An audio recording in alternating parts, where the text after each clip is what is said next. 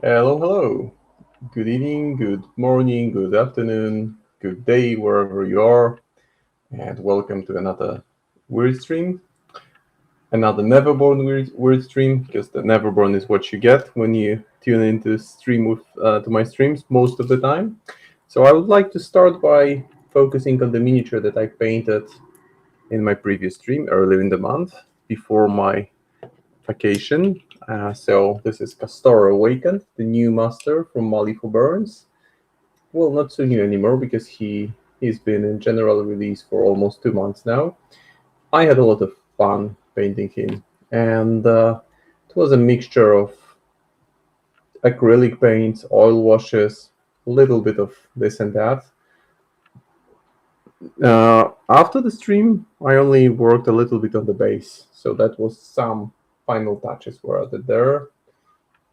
And what I really wanted to emphasize while painting him was to make sure that, for example, the red on the wings isn't just solid, doesn't look red. I wanted it to be more dynamic color, so I worked on making sure that some part of it are slightly yellowish, whereas the parts that are closer to the upper section are have more of a purple tinge. And the same with the clothes. That's something that I've been really working on in past months, just to make sure that it's not white loincloth, but it has touches of different shades. So a glaze of gray, some green visible here, maybe some even purple, with the streaks of grime as well. But generally, that's been my main focus in my growth as a painter, and something that I've been trying also to share with you guys in the streams. It's just to make sure that I become more open to just using different colors, and then again, hint of green, maybe some red, just a more diversity here. And for today, I have the main plan is to paint the white eyes. So that's the main guy, which reminds me I just need to put the cover of the box just to have it handy for reference, which is this creepy enforcer, probably as creepy as Coppelius, because he has eyes at various places on his body. Theoretically, it's a fast paint job because he has pale skin and 90% of the miniature is skin.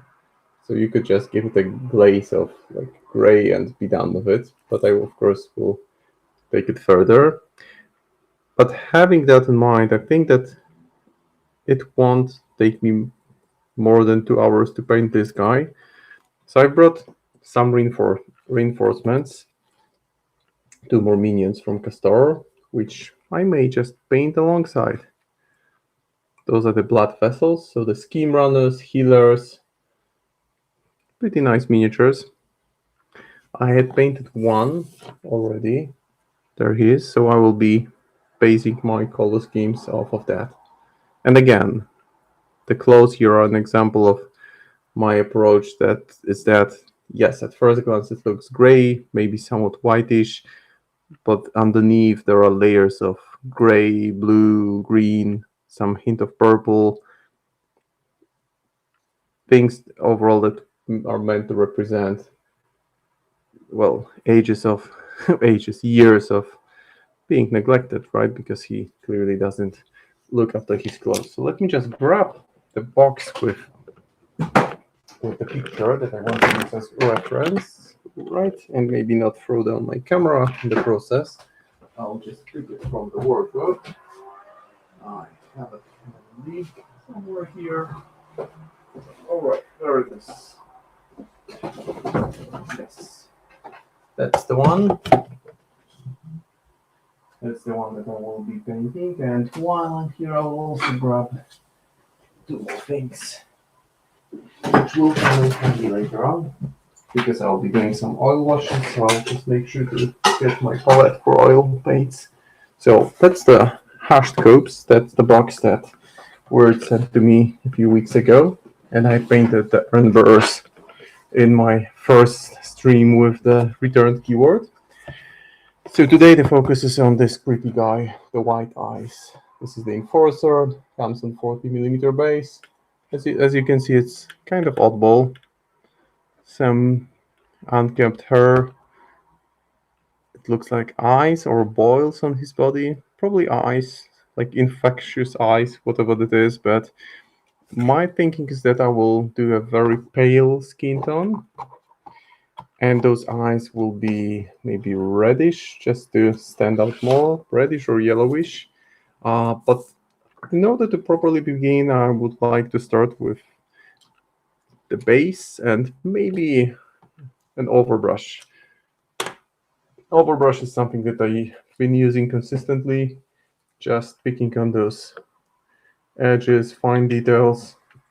Essentially, it's like giving a dry brush to the whole miniature. So I'm using this large brush from Army Painter. There are different products that you can use, but it has very thick bristle. It absorbs a lot of paint, and overbrush is not really about dry brushing because I'm not removing most of the paint. I still keep it reasonably damp, so I can test it on my fingernails. It leaves a clear visual trace because I want it to be quite impactful. I want it to settle in quite well, to really, and I'm using not the dry brushing motion, but try to use more of a rotationary motion.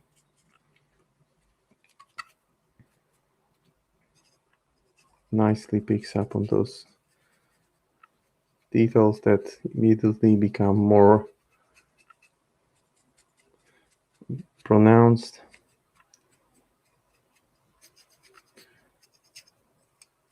And I'm not going deep into the recessed areas because that way they stay already darker, which will start making sense once I start applying the glazes. Now the first of the blood vessels.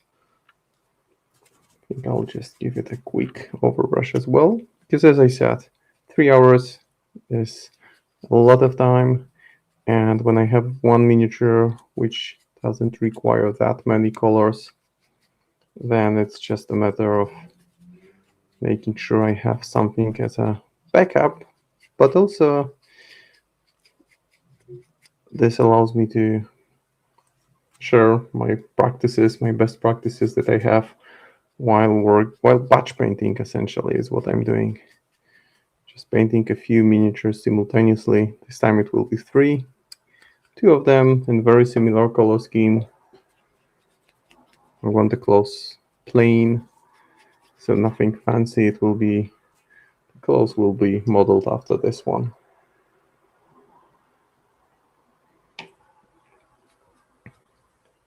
And generally speaking, the returned keyword is pretty much the keyword that I've been playing exclusively in recent weeks. Not that I haven't been playing a lot, but I did play a few friendly games. I played one tournament a couple of weeks ago, and I used Castor Fervent in most of my games. It's a fun keyword to play, and I will share my memories from tournament while fielding them. Okay, that's enough for this color, and I will start working with contrast paints now. I'll just make sure to give it a good clean on my brush rinser, and I'm ready to continue. So I will start now with all the skulls because there are a lot of them. I like these bases because white, white stands out quite prominently, so I fill it in with swampy green just to add some more dynamism to the base. And I think it overall works reasonably well. So let's give it some good shake to Skeleton Horde, which is the first color I'll be using. And I'll just make sure that I put it on all the skulls on the base. It's a really nice color. I apply it directly from the pot, although sometimes I tend to add a drop of water to it to thin it down slightly. If what I see turns out to be too brownish, then I just thin it down a little bit. Although for the recessed areas, I'm fine with it being on the darker side of things.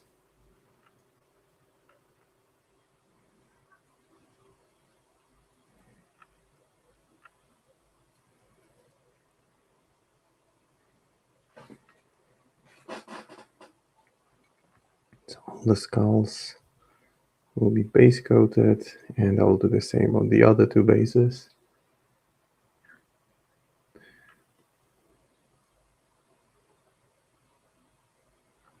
There is an element of storytelling if the bases are somehow thematically designed, and I use resin cast bases. However, they are not printed. Printed. They are not cast with Malifaux in mind, because those are some of the skulls, some of the bones that you find on the original base look like, well, futuristic. I'm not really into the Warhammer 40k lore, but those look like those Tyranids, I believe. So what I do is for those skulls that seem out of place, I just put some of the modeling paste and cover them. And that way I also prepare the setup for the miniature to be glued onto the base. And this allows me to get a, well, somewhat more, not realistic, but it looks more seamless the way that a miniature is attached to the base. Because it's not the most even surface, pile of skulls. So at times you need to really figure out a way to attach the miniature most efficiently.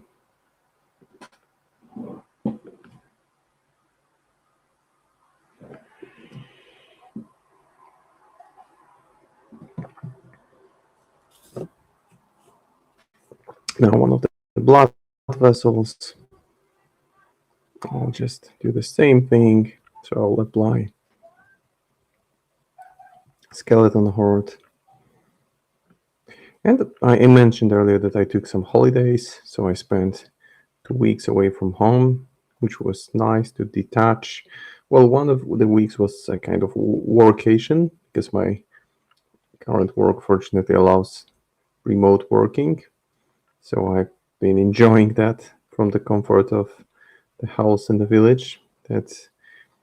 Where I visited my family in the south of Poland and stayed there for a week. And prior to that, I had spent 1 week in the beautiful country of Slovakia, which is south of Poland. And we just enjoyed some sightseeing, going to the valleys, going to the mountains, going to this massive swimming pool complex that's located near the border with Poland, and just detached ourselves completely. And even on such holidays or workation, I still took miniatures with me, although I didn't paint anything for 2 weeks. However, what I did was I took quite a lot of miniatures that I had some time, well, mostly in the evenings. I would just assemble several miniatures and base coat them, brought them back with me, primed and ready for painting, and that's what I've been doing. Just never really rest from this part of my life, really, because it's part of my life, painting miniatures, undeniably, and it just doesn't seem to wear me down, really. It's just something that I don't think I need a rest or break from. Pretty much paint or do something connected with hobby pretty much every day.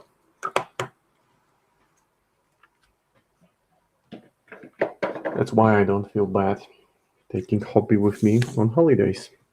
Now, Basilicanum Gray, and this will go on the other base. Well, on the parts where the skulls are not visible.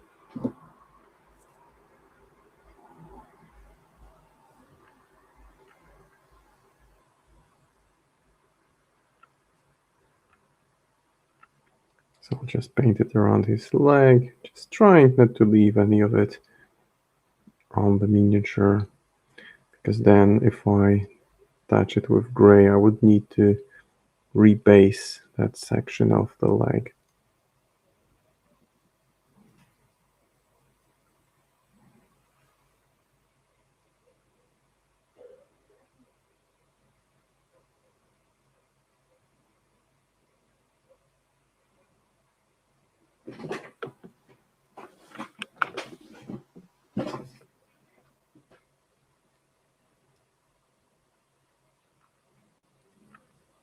And maybe some gray here as well.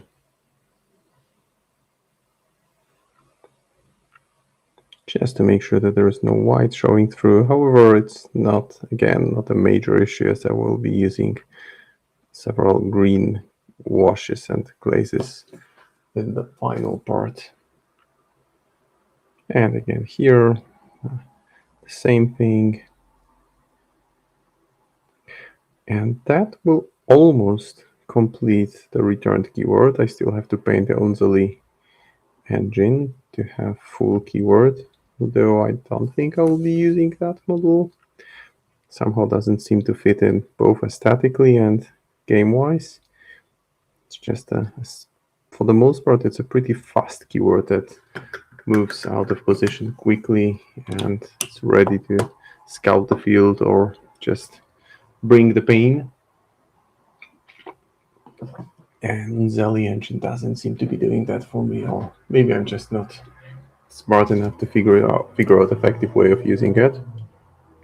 And something that's a bit of a pet peeve of mine, I like to start with the rims of the base painted black already before I proceed, because it's just kind of visually locks the miniature in for me and feels like a necessary step. You don't really have to do it. You can do it as the last step, but for me it allows me just to better focus on what's on the base and what's on the miniature. It's essentially, I think my mind perceives it like a frame to the picture. So if you take a picture out of the frame, all of a sudden it looks a bit out of place. So that's how I feel about miniatures and the bases and the rims. Nothing against painting them in your faction color, so if they are purple, green, or yellow, whatever it is, and as long as it's one coherent color, then it's all good. This one and two more of these guys on 30mm basis. I'll just detach him from my miniature holder for a second. I've never used more than one blood vessel in a game, but this is something I will definitely look to explore. I've also never used Castor 1 in a game. I've yet to put him on the table. It just seems to me that Castor 2 has so many ways of affecting the game. Because he's fast, he can charge in, he can easily move himself out of combat, be a constant threat, or be a surprising scheme runner if it's needed for the strategy point. And feels like he can just affect more of the board without that much effort, but maybe I'm just underestimating the story one. Might be. I still haven't given him a go, so can't really tell for sure. I will need to do it in a friendly game. Probably not going to experiment with stuff on tournaments. Oh yeah, 20 minutes. What a shame, right? Shame on me. That's why I brought 3 models to distribute the time of the stream among them. And now I think I will, I think since I did this kind of pale purple for this one, I might go with a similar color with the other two, which is obvious, but for the white eyes, I think I'll go with something more brownish so that he has a slightly different shade than others. But for that, I would need one of my favorite colors. Yeah, but jokes aside, I try to complete at least one miniature, if it's larger or if it's more complex, or if they are more similar, like miniatures that allow me a little bit of batch painting. So now I'll put Griff Charger Gray, or do I put it? No, I'll do something else. I will go with Gallimon's Flesh and use it as base coat. Maybe I will actually, what I will do, I will use Glyph Charger Grey and add a slight touch of Gallimon's Flesh to it, just mixing it on my palette so that it becomes this dirty gray look.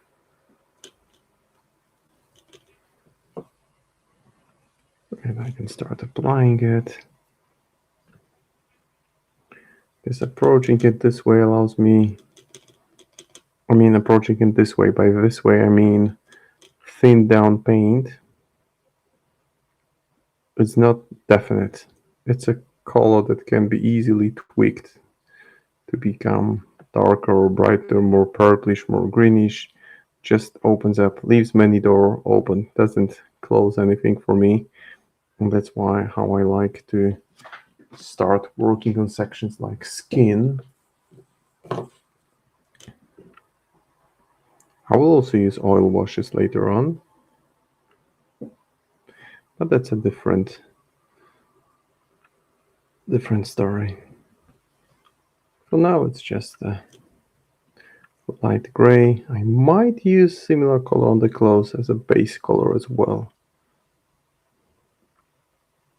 but then I'll see. Those are like never-born ancient creatures, so obviously their skin tone doesn't need to look healthy. This one is missing its lower jaw, but it's not a mistake in the assembly. It's just it's like a half living, half dead creature that probably doesn't even have clear understanding of whether it's alive or not and what it means. Onto the other one now.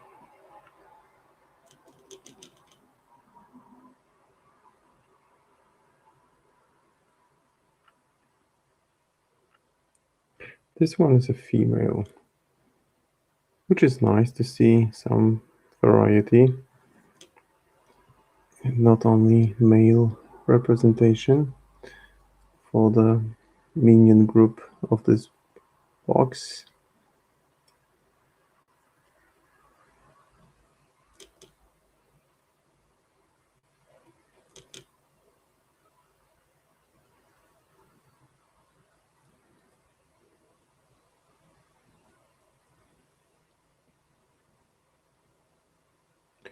And the face. So it's already getting some solid color in. I think the hair will be black. And now the white eyes. And this guy,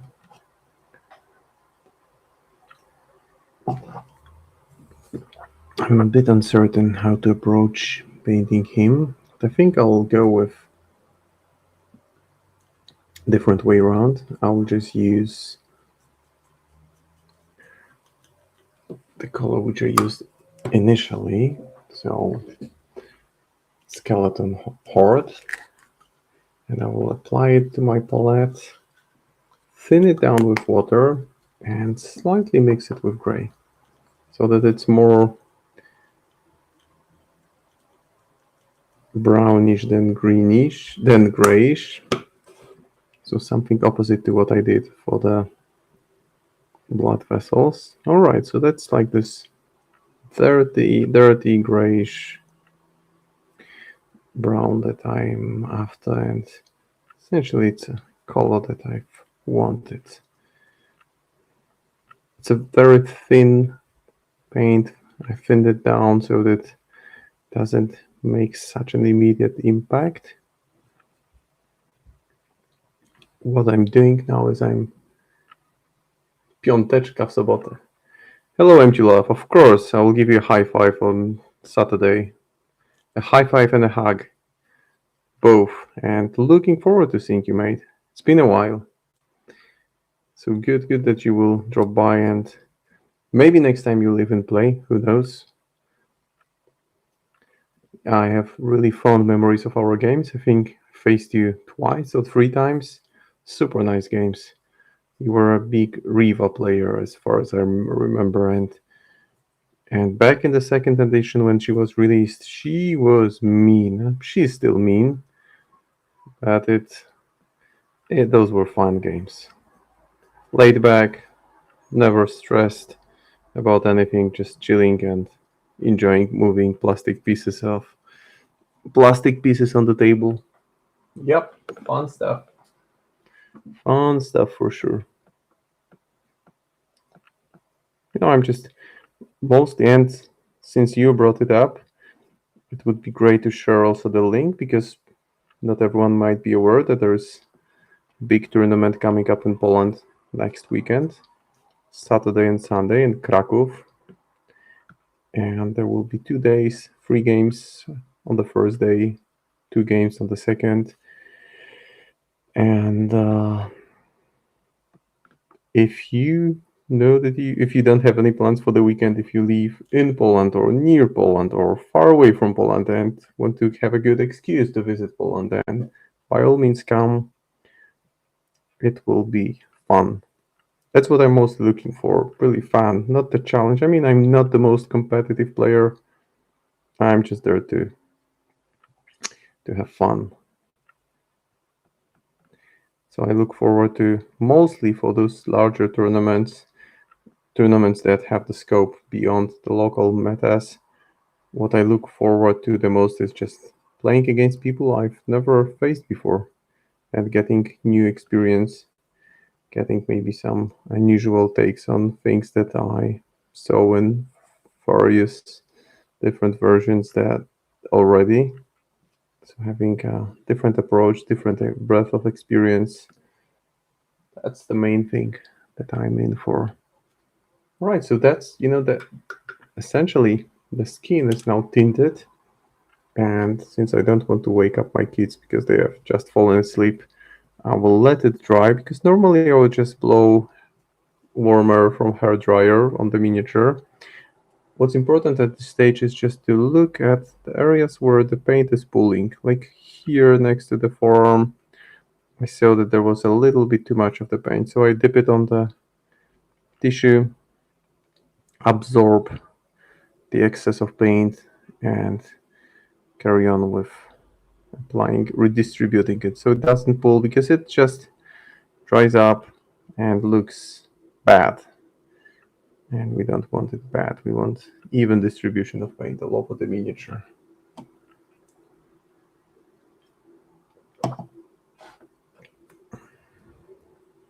Maybe I will actually add a little bit of warmth to these guys, because now that the base glaze is applied, base wash or glaze, I can just play around with it and kind of filter it with different warmer or colder glazes.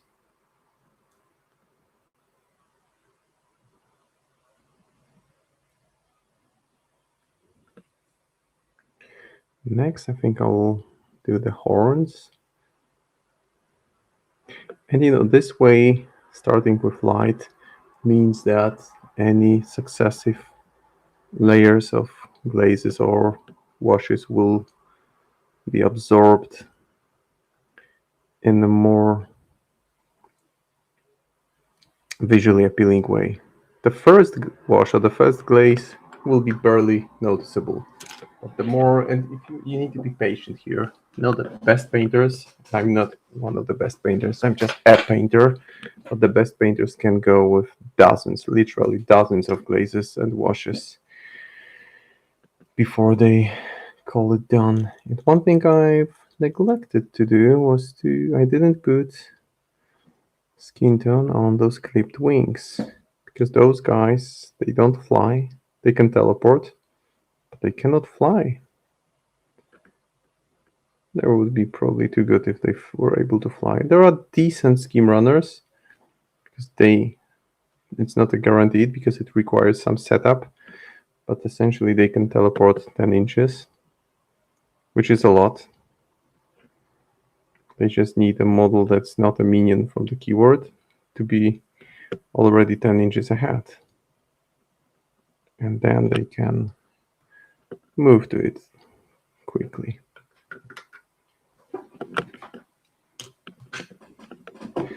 All right, now let's do the horns. So I'll go with palette bone.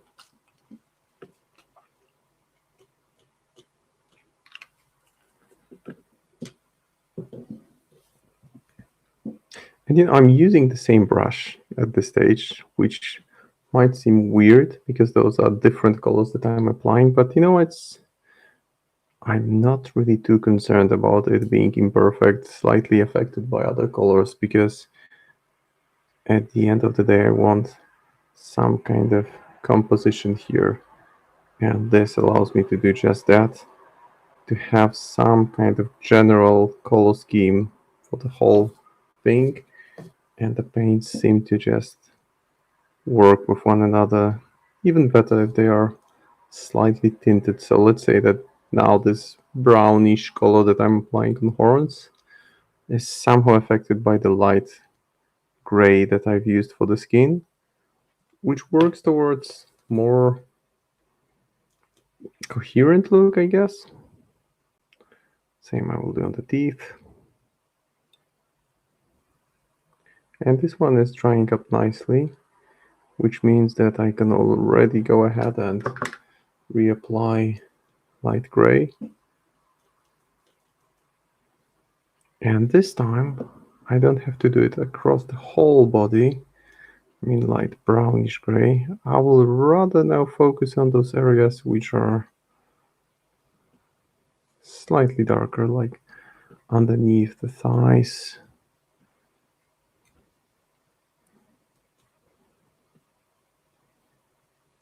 So you see, I'm not painting it here. I'm rather going to those lower sections, just dragging the paint alongside.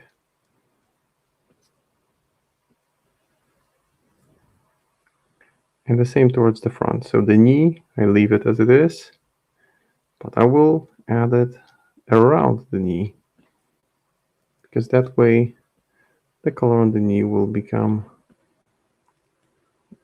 the highlight. Well, it's not a highlight, it's what is there will in a way become highlight.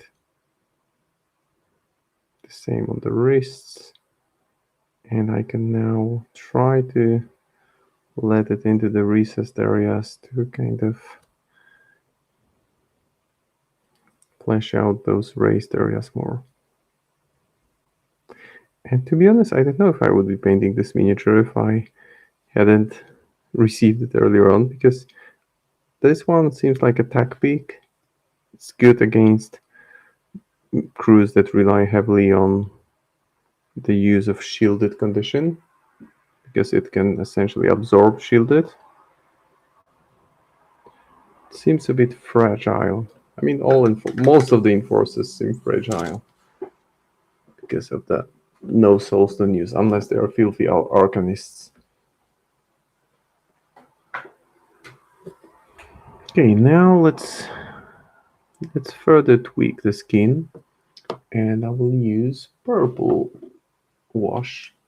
So I'll use purple wash from Vallejo. I'll give it a good shake.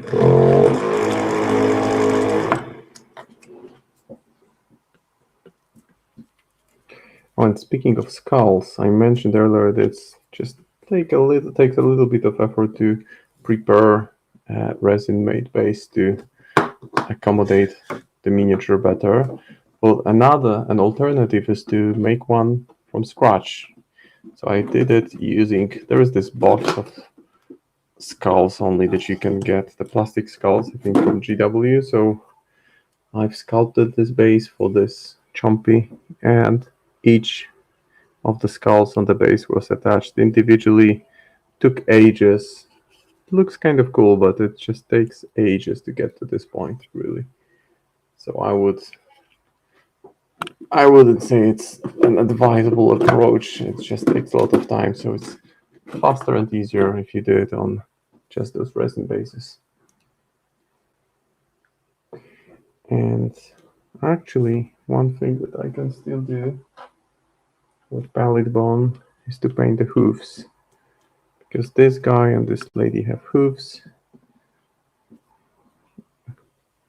So I want palette bone is a bit more yellowish than skeleton horde, so it will be more vibrant and visually distinctive from the skulls surrounding it. And now I'm ready to move on to this purple wash, thin it down, and start applying it on the skin.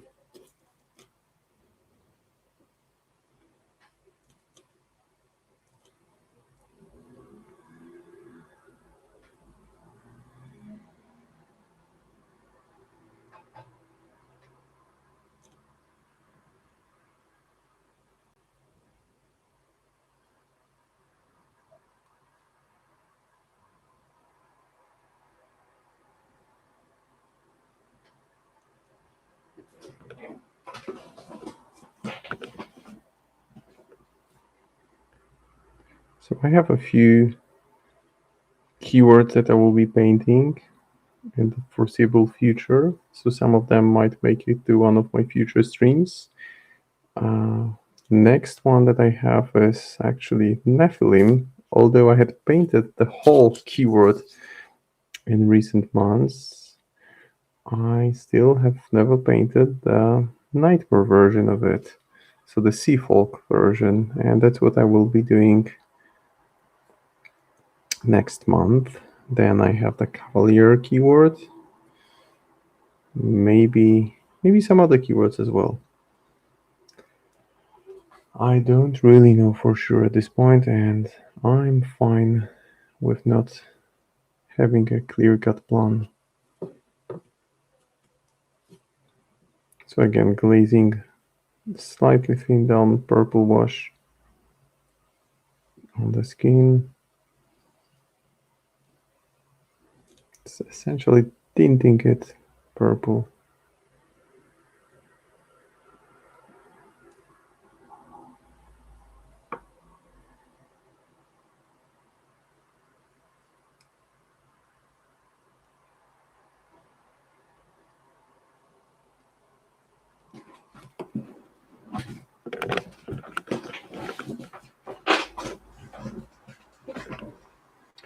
And back to this creepy guy. And I see that there's already a transition that's becoming too apparent on the shoulder. So I will cover it with thin down glaze, and I'll do the same on other parts. So it's more thin down, and it will just make sure that it is kind of absorbed and the transition is more seamless. Now for those parts which are underneath, which are more shaded, I will start applying some browns there, just to add a bit more of starting the actual highlighting, but doing it in the reverse. So I'm not going from darker to brighter. Rather, I choose to go from brighter towards darker. Because that, this approach something that has evolved. I didn't paint this way a few years ago, but this allows me now that the way I look at it is that it allows me to have more control of the process and to be more fussy and meticulous about where the darker areas should be.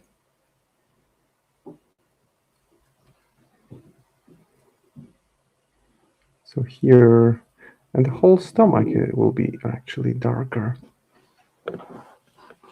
The inner thigh as well. And from this side as well.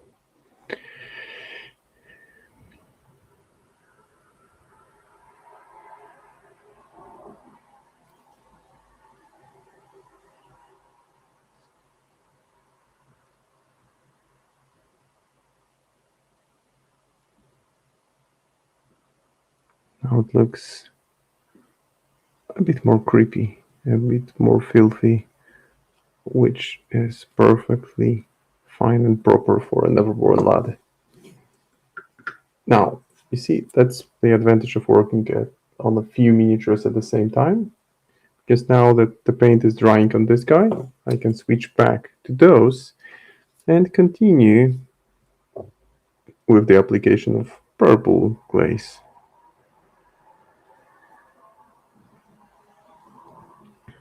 And this color is gradually turning more purple than gray, but it's a gradual transition which I can effectively fine-tune with the application of thin down purple wash.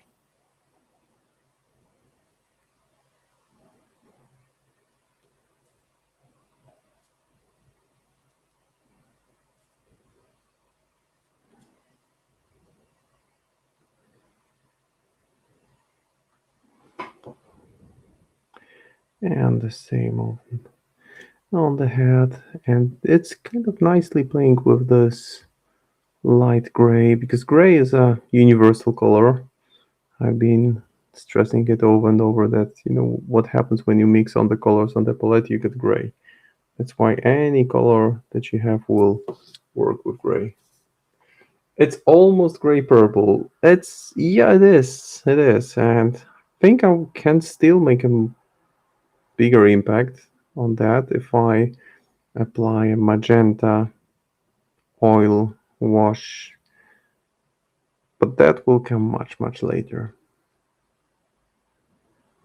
And one thing worth pointing out is the way I approach base coating the miniatures. Let me show you guys in a second. So the clothes that she's wearing, you can see already the shades are well defined. And the reason is that I just spray it black, then it'll spray white from the top at an angle, which leaves the recessed colors there. Hey, Rampant Drive Diaper. Nice seeing you here again, and great. So quite different time zone. So what is it like in Australia? It's not summer there, right? Is it the worst part of the year in terms of weather conditions? Just asking out of curiosity, because I never remember how it is in your area when it's nice and warm here.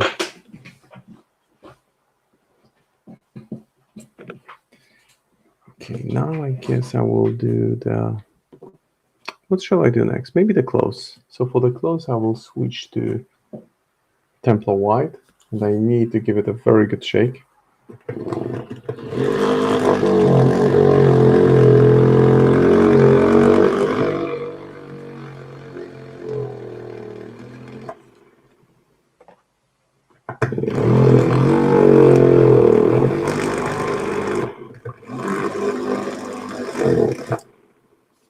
It's reasonably good shake, but it can still be better. I want to see pigment in the lower part of the bottle moving.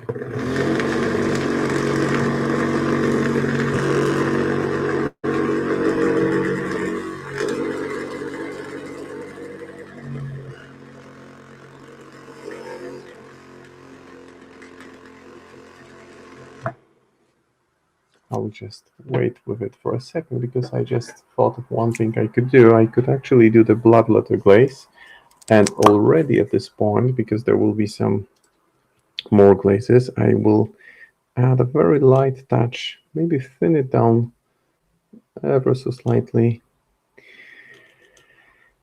and apply it around those eyes. And there I'm just looking at the box art to make sure that I get all of them. There are quite a few of those eyes. Oh, there is even one on the wrist here, which I wasn't so sure about after just looking at the miniature. So you can see I'm leaving a trace of, light trace of, well, a hint of red around each eye.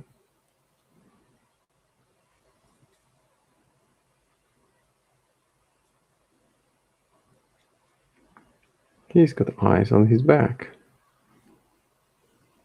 but no eyes where eyes are meant to be.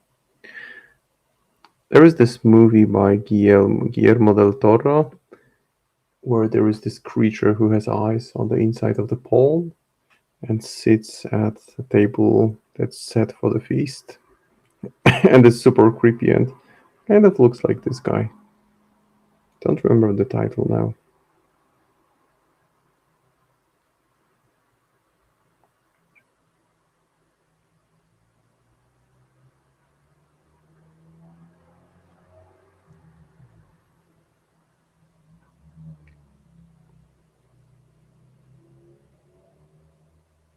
So the eyes, I mean the area, each area where the eyes are meant to be has become now slightly reddish.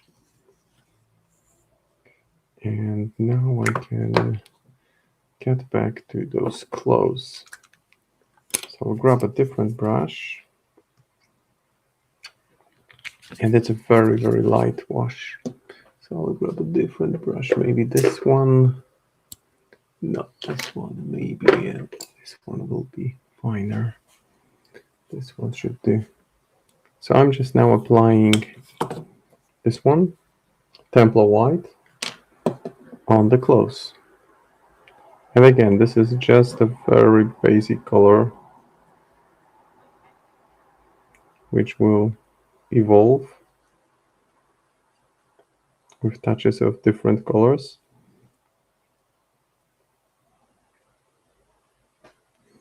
But my approach to pre-shading it and base coating it this way means that I already have some volumes there, and I already have something to work with.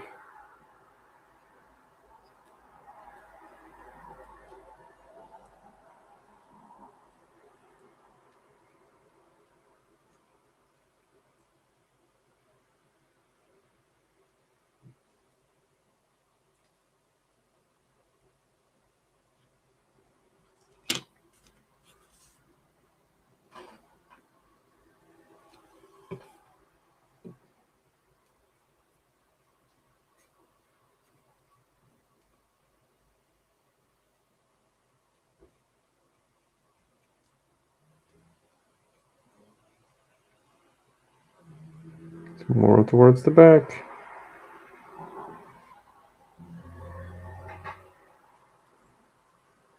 And again, and over. Those are minions. I'm not doing my utmost best effort here because there are 3 of them.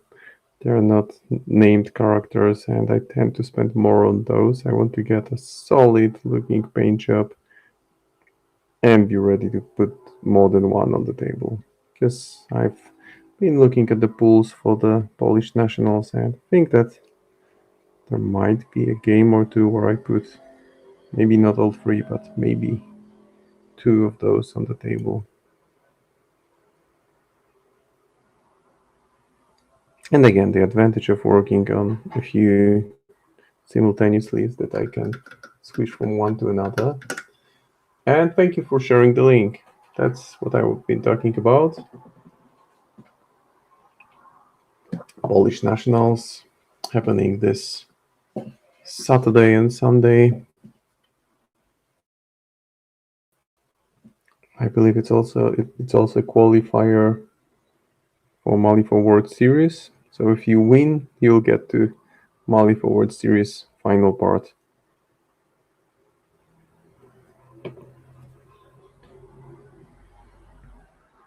Which there is a very, very low risk of me winning the tournament, like close to 0% chance of that happening. As there are, well, the top guys are just top guys. Thanks for the link, appreciate it. So you see, this is already drying slightly, and the colors are kind of sinking and blending together. Now I will use Lamentus Yellow in order to further enhance the sections which are darker, but I will make them a bit more vibrant. I just need to shake it up. I've been using this paint a lot. I probably need a new bottle soon.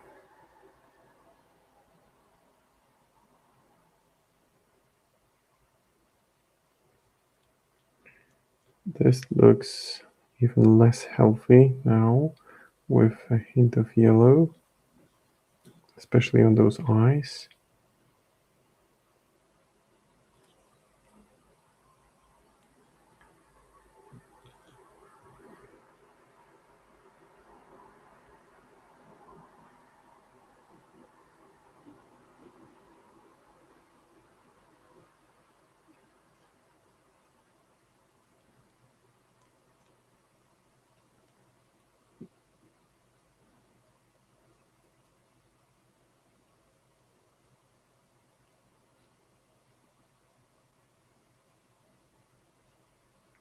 And I will further tweak it with a touch of brown later on.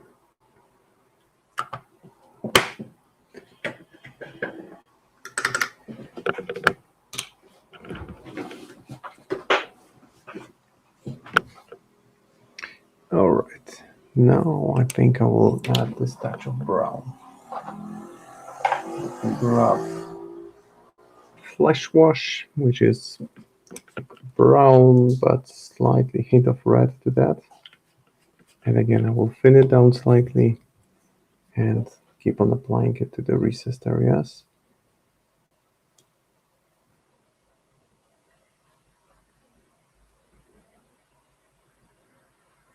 Maybe allow it even to pool a little bit.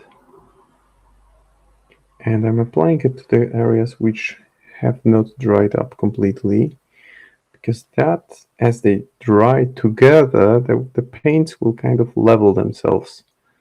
And the transition from this yellowish, greenish to brownish will be just happening without my interference.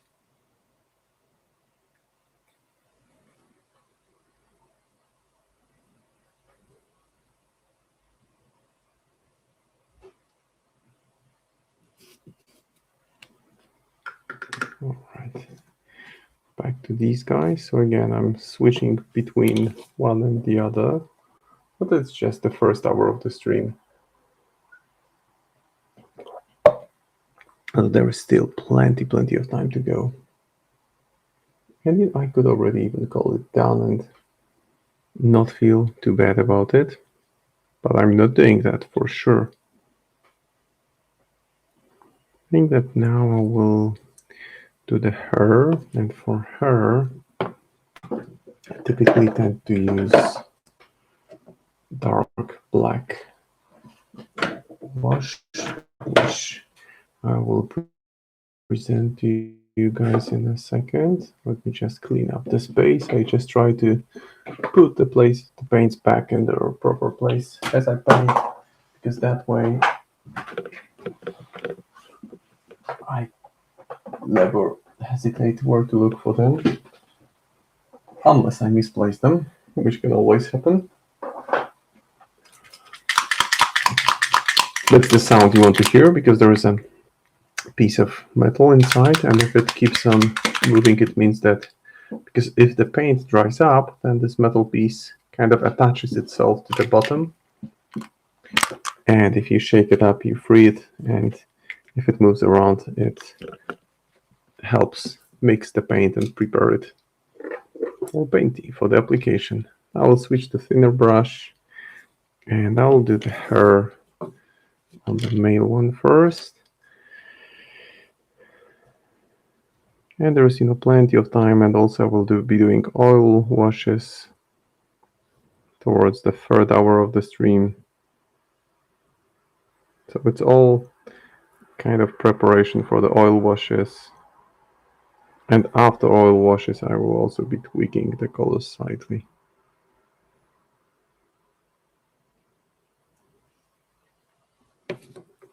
Now the hair on the lady. I will go with black hair on all my 3 blood vessels.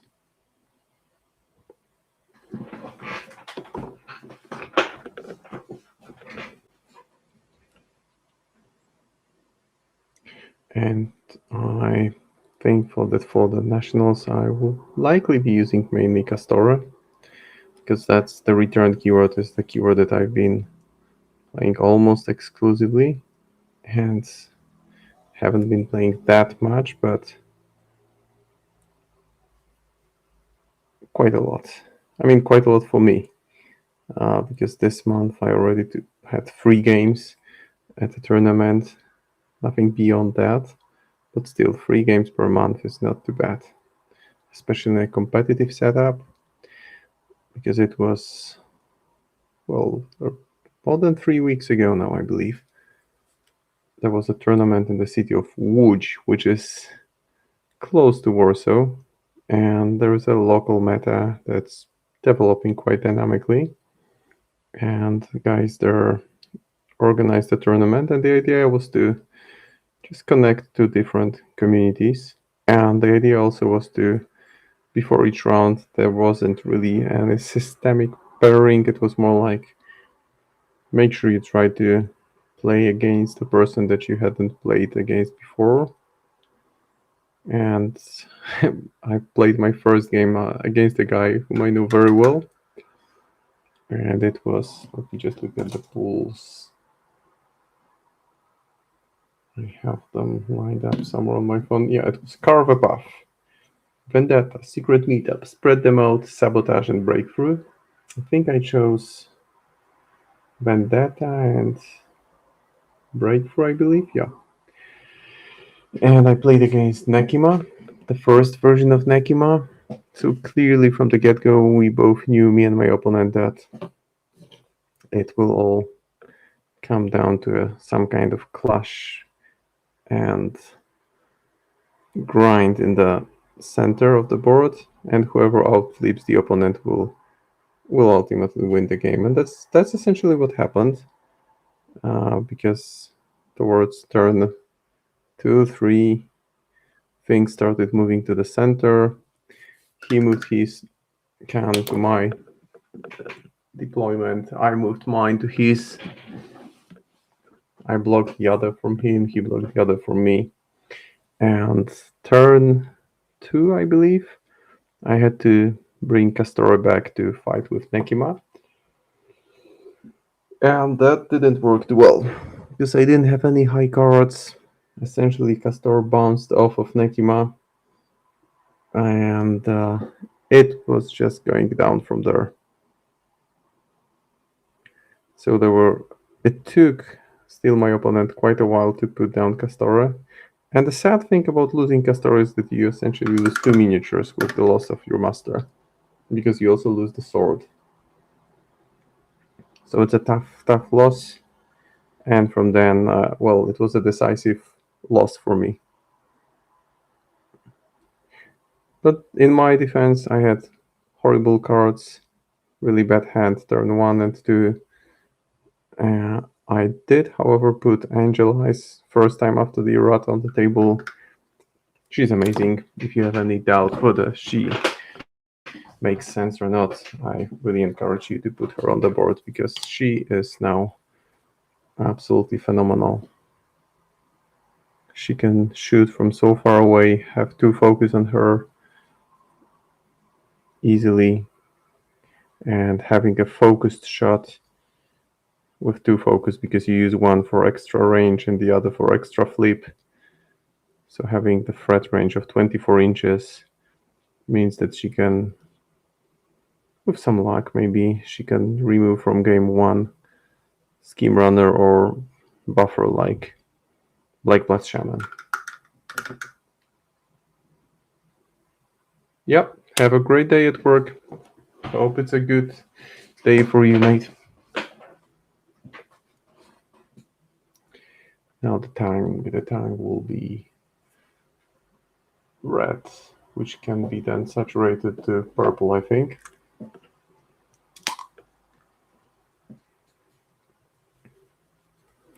Not orange, I want red.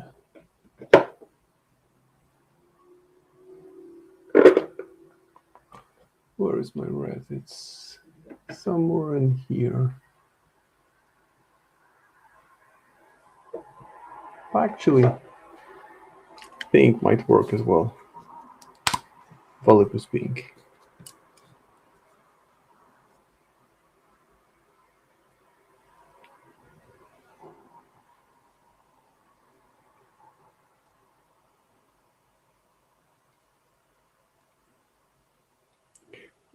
I will repaint the teeth later on anyway. For now, I just want to make sure that it's clearly visible that there is a tang in there. Maybe I will further enhance it with a light touch of red. Why not? So my first game was a loss, and I didn't feel really bad about it because I knew that the clash was inevitable. Those were 2 melee-oriented crews, so whoever clashes better wins the fight. Although Angel Eyes did take down Black Blood Shaman in 1 activation, which was pretty nice. That's what I would expect from her, to take down 1 smaller minion or enforcer per turn now that she has been buffed considerably.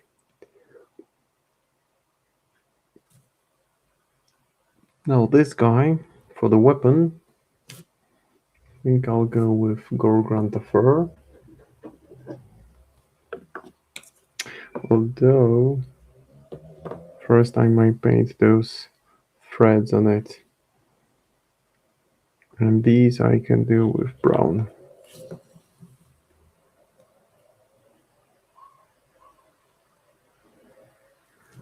Well, there are some pieces of material, so I'll just get them out of the way first. And then the metallic part I will base coat black. So just taking it slow now. No need to hurry. The same on the waist here. And those are probably ornaments, so I will put metallics here. But that will be happening later. Let's see about this guy. This guy doesn't need any, maybe on the, again, the same thing on the weapon.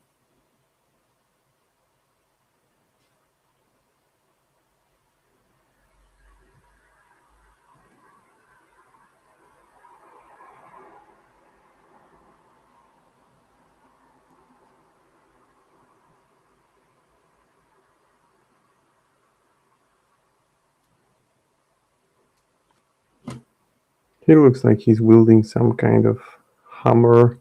This is all, I think, in game called ceremonial weaponry. Because the funny thing is that he can actually heal his own models, which can be quite handy in some situations. So brown in between.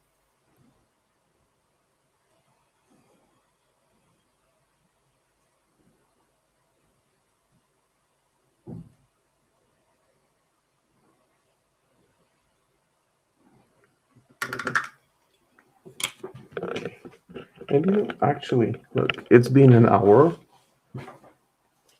And if you look at those 2 miniatures, think that no one would say that they look bad on the table. I mean, not all elements are base coated at this point, but they have this kind of menacing, pale look to them, which seems okay.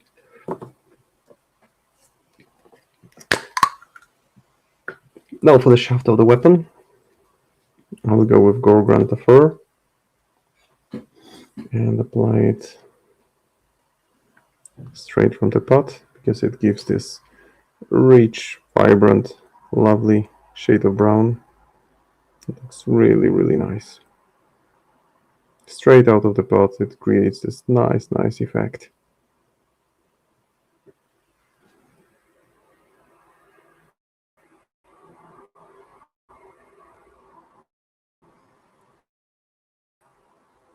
So talking back about the tournament, so my first game was a loss, and in my second game, actually, one of the few instances where I faced a female player, she had Colette 1, and I had Castor 2. I had Castor 2 for all my games, and that was a super close game.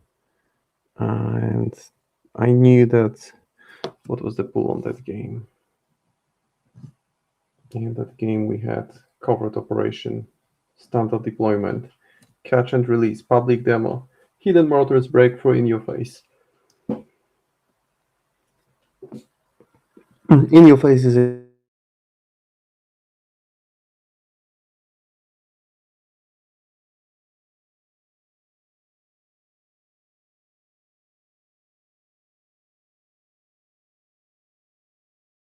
my main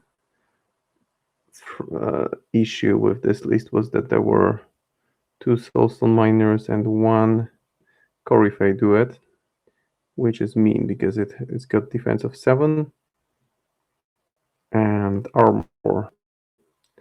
So that's where again Angel Eyes really took the MVP of the game because she was able to kill it in 2 turns. In first turn, she flipped Black Joker on damage, which would have been severe otherwise, with armor piercing.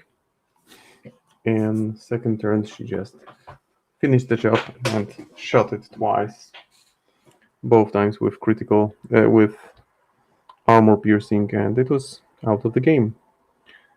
And that made things much easier. But that game I won. The first game I lost, I believe, 80-3 or 7-3, 7-3, I think. The second game I actually won like 6-5. Very narrow win.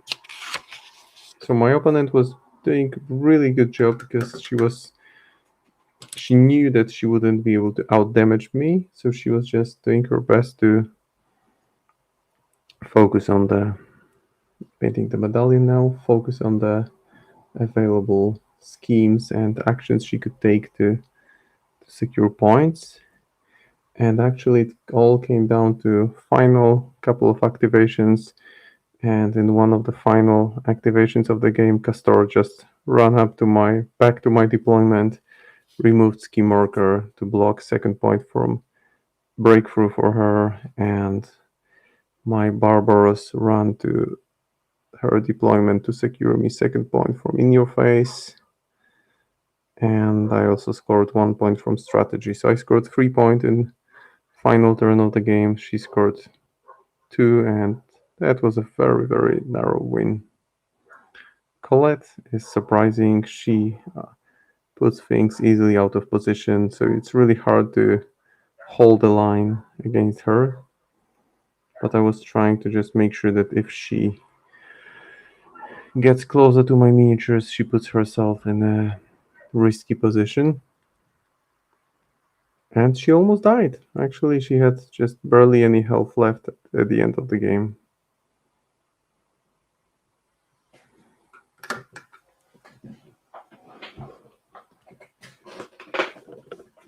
Now the weapons. Let's continue working on them.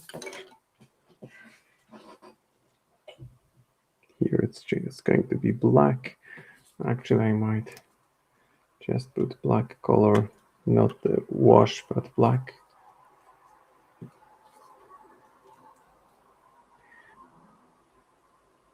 Also, Gwil was quite good in that game, and his ability to walk on any kind of severe terrain without any penalties can be quite impactful.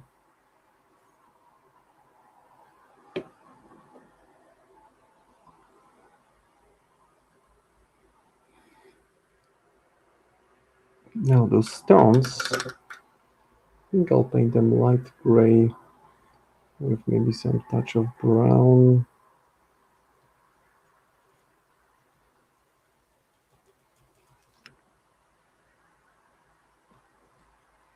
So I'll just glaze it.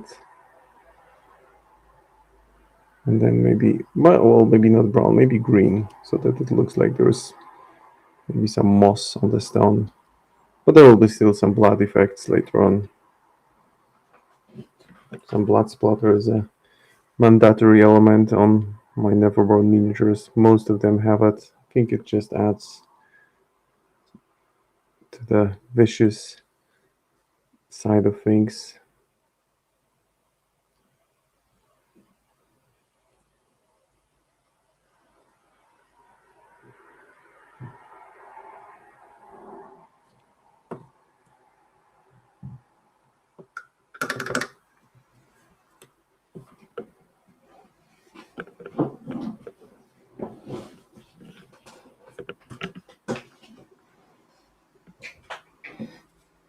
Alright, now I guess I will let it dry for a second. Look at my main man here.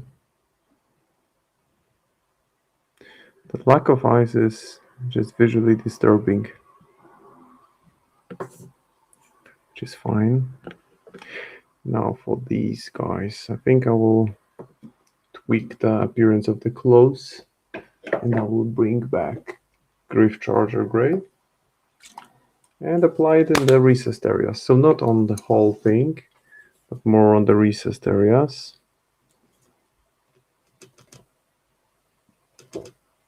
Just to keep them slightly darker.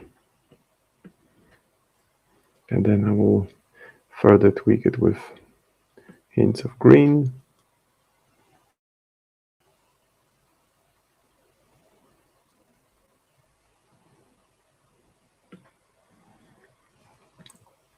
So this year I had originally intended to go to a tournament to one of my favorite cities in the world, which is Zagreb in Croatia. But it just coincided with my planned holiday, so next year I will come to Croatia, I think. It's just great city, Zagreb, and amazing people. I always enjoy coming there. And good players.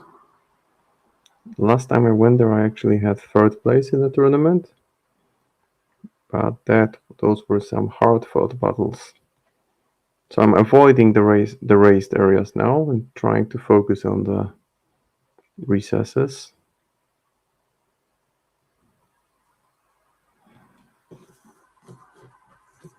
Maybe I will also add this gray to the hair here. Yeah, makes sense. Kind of works.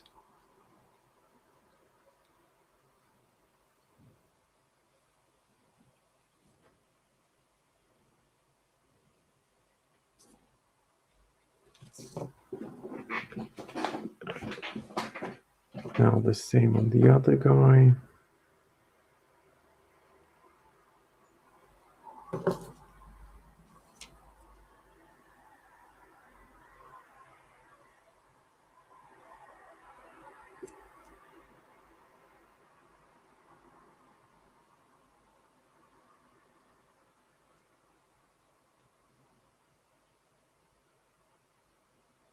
And again, focusing on the recessed areas.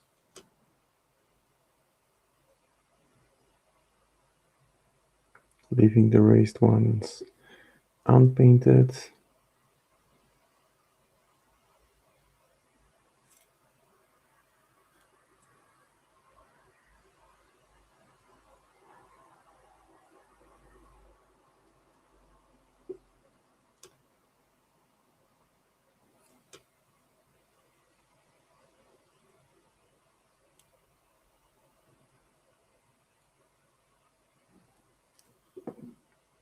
And it's already beginning to look much, much more interesting because there is this depth of color to it.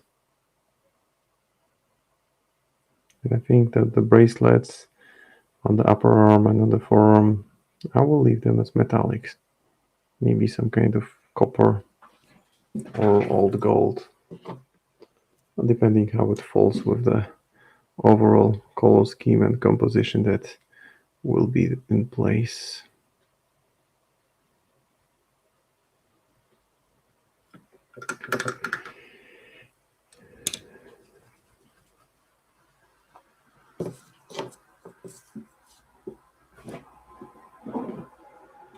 Now this guy is ready for the teeth work, I guess, for some dental work. So I'll start highlighting the teeth using off-white.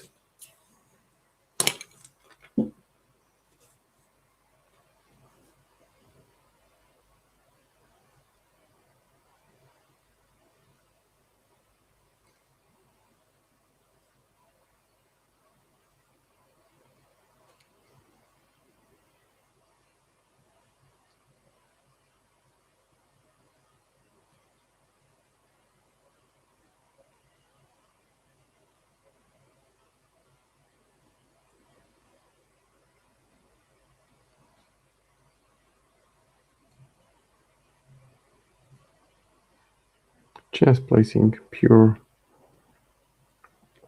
off-white on the teeth, and that will later on be glazed with an oil wash.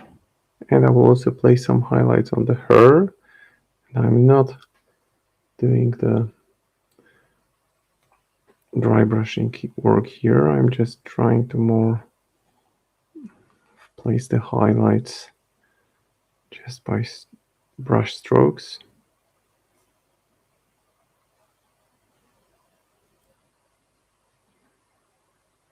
This is a creepy looking guy. Maybe some highlights on the head as well. And now that I already have off-white, I can keep on thinning it down slightly and maybe applying it to those raised areas. Kind of glaze of off-white to really build up this pale look on the skin. And the same on the back.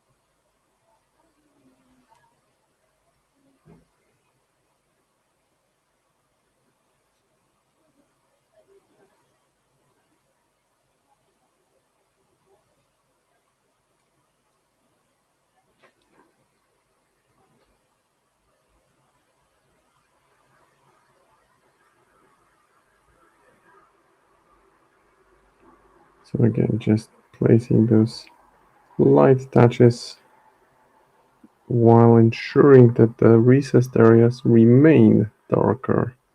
I don't want them to bring them up too much, but there's nicely defined structure of muscles on the stomach, so want to make sure that this doesn't disappear completely.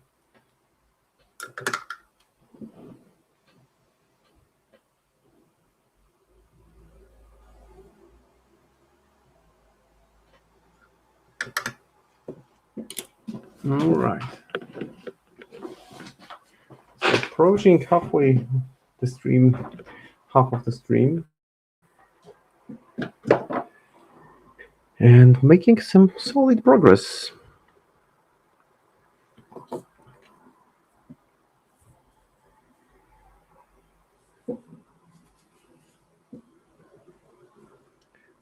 Now I think that I can start tweaking the cloaks more with green, I will use Blackbird Flash.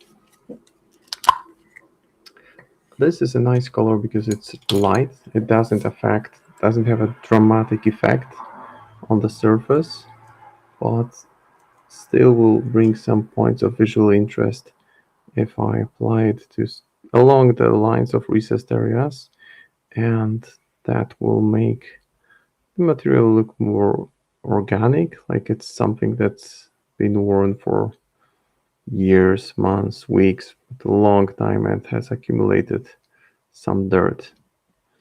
I will further enhance it with touches of brown when the green starts to dry.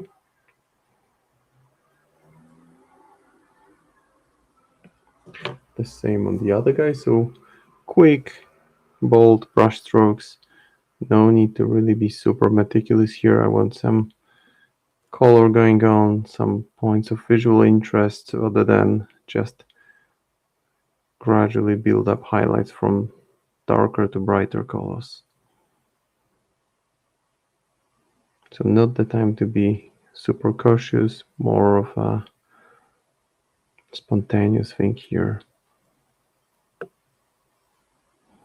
And I will further go with brownish, so I'll go with Fire Slayer Flesh. And that's what I will also thin down.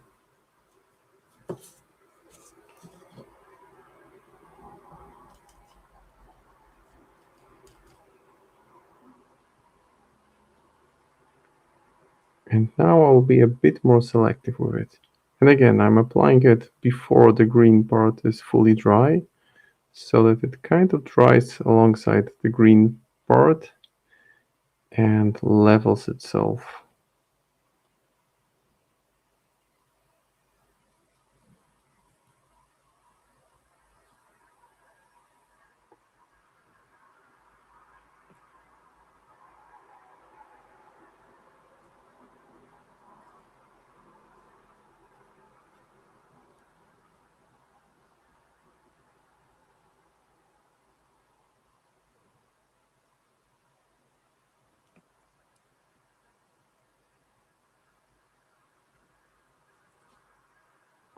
Oh, that's beginning to look like a proper filthy piece of clothing.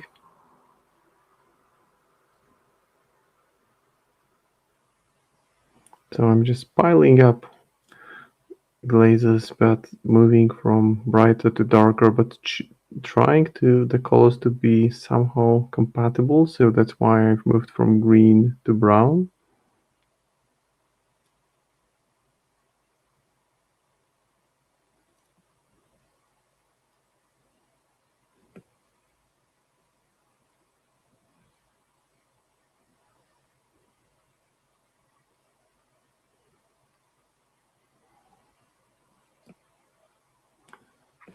Nope, looks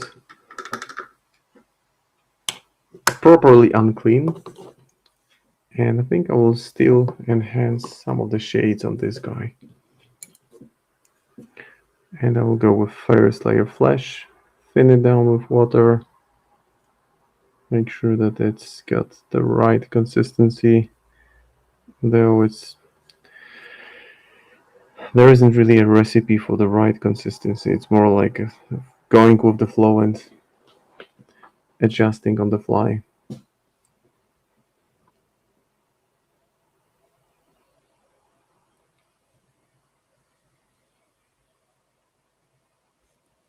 And I will also add a hint of brown to the hair so that it looks more interesting as well.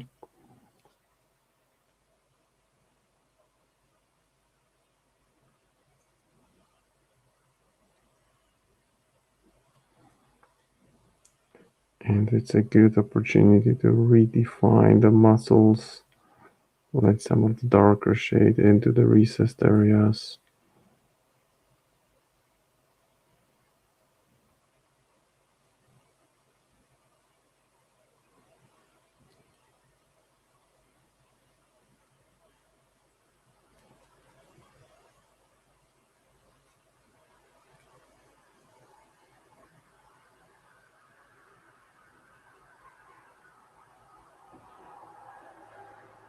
The underbelly also, I want it to be darker.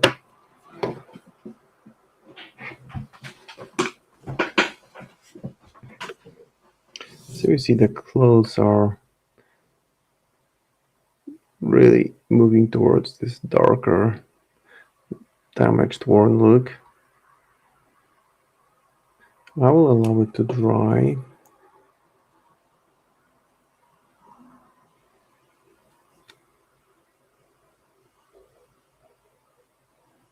Try to maybe spread it a little bit in those areas where it's accumulated too much and to start it to pull. And actually, I can do one more thing with dark brown, with cider brown. I will base coat those bracelets to prepare them for the application of metallic paints.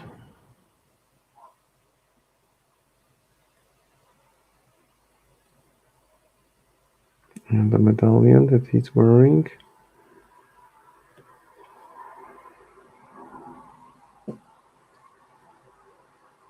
And actually, two bracelets on the left hand. Not sure if this makes it comfortable to wield such a large weapon and wear bracelets, but you know, those it's a ceremonial weaponry again, so ceremonial ornaments seem like the right thing to have.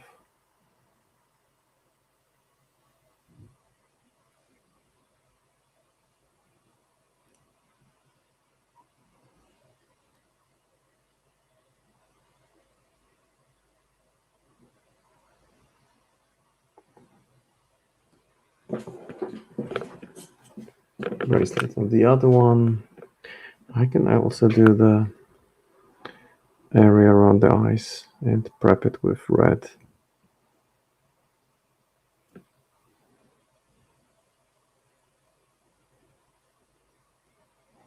Just smooth, controlled movement of brush. Essentially, I will just let it glide on those small elements.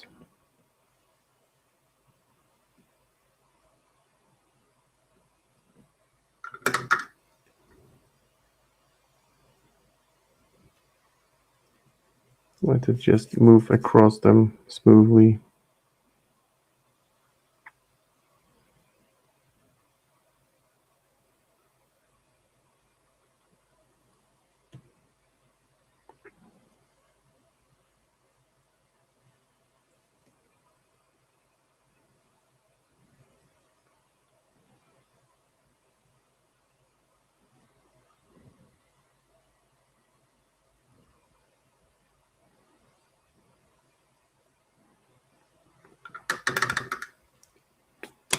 All right. So some more elements were defined, and this is what we have the half of the stream. And I would say, by in general terms, those are tabletop ready, but that's not the goal. We want to make them look tabletop fancy, and that's where the fancy things will start happening. So I will start with Blood Angels Red and apply it to the eye sockets because I want the eyes to be somewhat glowy. So this is in a way preparation for the application of glowy effect that will come in the final stage.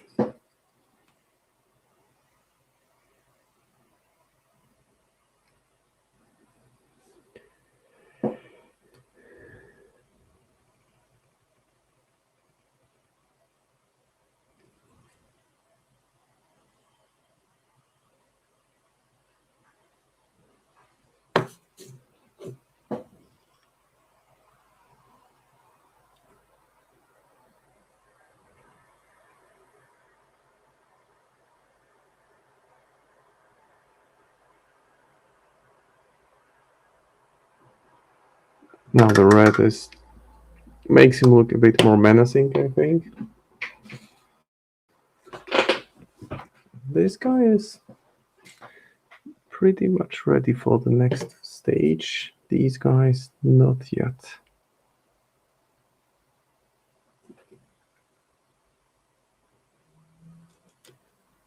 Can still add a small touch of off-white to the cheekbones.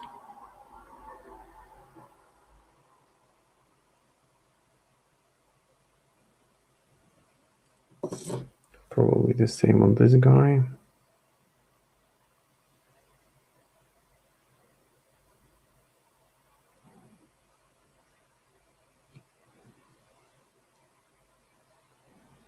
And this finger should be purple as well.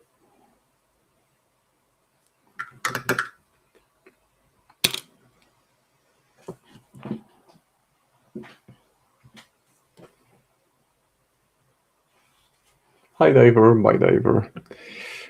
Yeah, they come and go.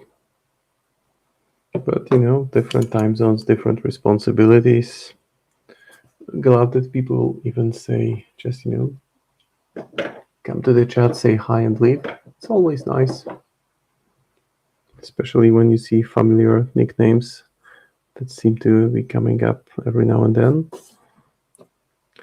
All right, I think we're getting close to the oil wash phase.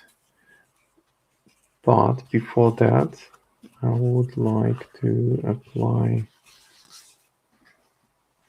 maybe a dry brush. But I will switch to a finer brush. It's slightly smaller than my big dry brush. Maybe this one will do. And I will go with elfic flesh. Or maybe not elfic flesh. Maybe not off-white. Off-white might come next. Elfic flesh is a bit darker than off-white, but still more towards white than brown.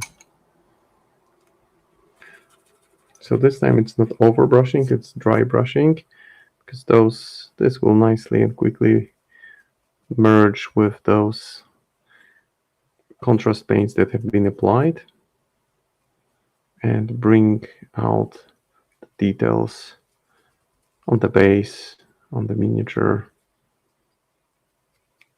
I want to make for a bit more dramatic transition, a bit more of contrastive highlights. The hair, on the weapon, on the clothes, because this will work quite well with oil washes when there is more dramatic transition and when the most raised areas are become better defined. I even try to put a kind of hint of texture on the clothing here.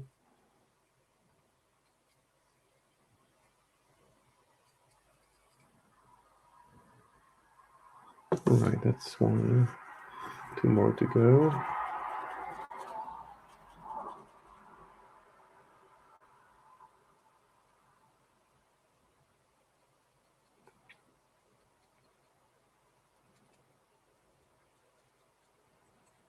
Now I'm really hesitating whether I want to go with oil washes on this thin guy. Maybe I'll just apply glazes on him. But I'm just hesitating. I will be thinking about it as I continue the dry brush. The same on the base.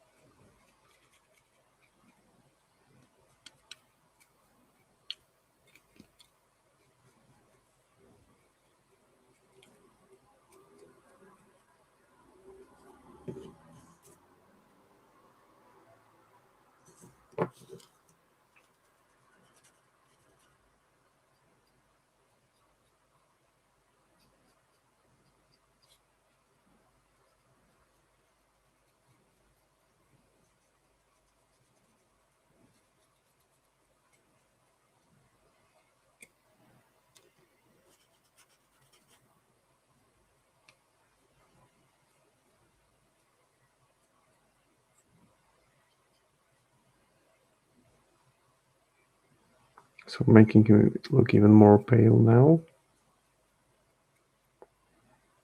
And onto the oil washes very soon. Maybe a little bit more of highlights on the skulls and some of the white elements. Just since those will be painted separately, I won't be applying oil washes on the base. Here's one of them.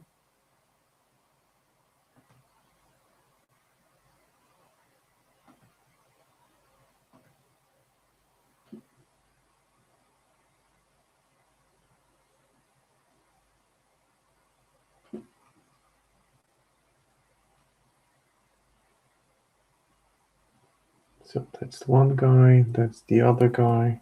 Just pausing and kind of looking alongside with you guys on the screen, because sometimes when I look at the screen, I can see something that I miss out on while having it directly in front of me.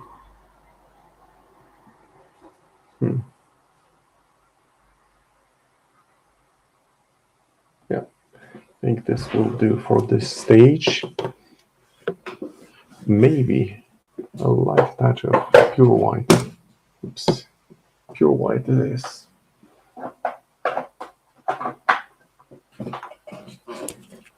I'll thin it down. Oops, got clogged. When the paint doesn't flow out, it gets clogged. Never ever don't push on it because it can just explode. Make sure that you don't force the paint out because the result could be really nasty. So now that I have pure white, I can just go on over those skulls with thin white.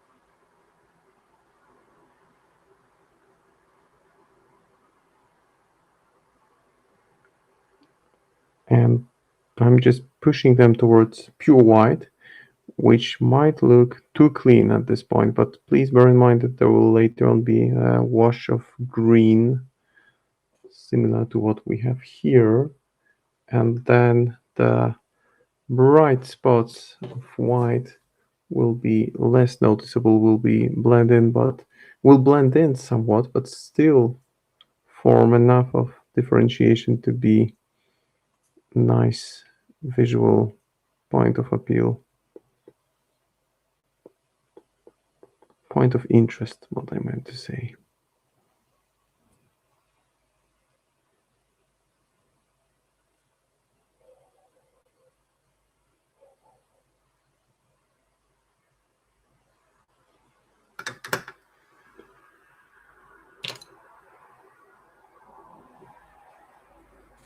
Right, now one more thing I can do is I can apply silver.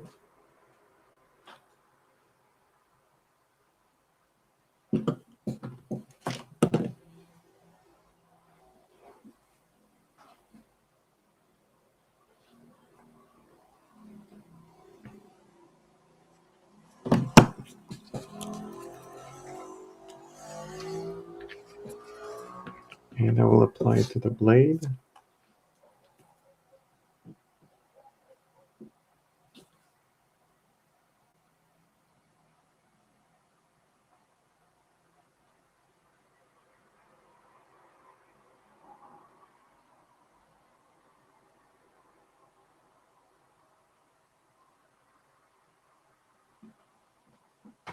Okay, and now let's just apply the silver.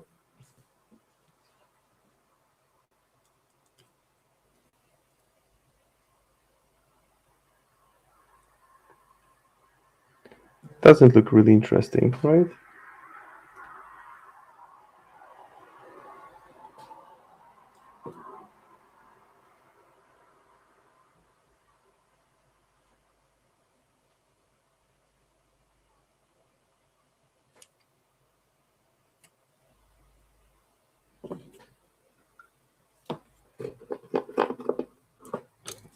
I'll let it dry and I'll start preparing my oil washes soon. It looks kind of visually interesting already. And I will again look at the screen.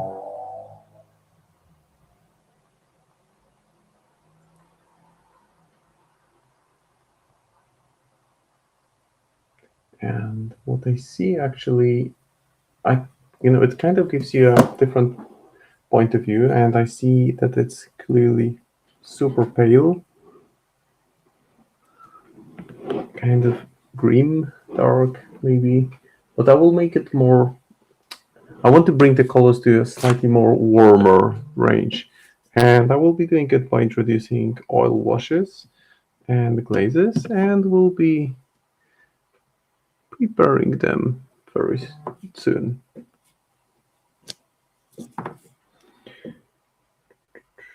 Yeah, I think I'm ready for this part. After that, there will be the fun part of cleaning after oil washes, but it's all part of the process. That's, at the end of the day, you want to enjoy it and make the most out of it. And that's the more or less the result that I will be after. But we still have time. No hurry. So first of all, let me grab the palette. There it is. My oil washes palette. And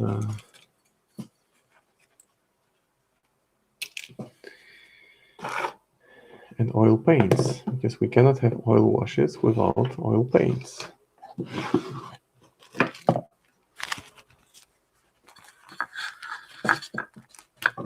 I'll get magenta and brown and maybe black, and that should be sufficient.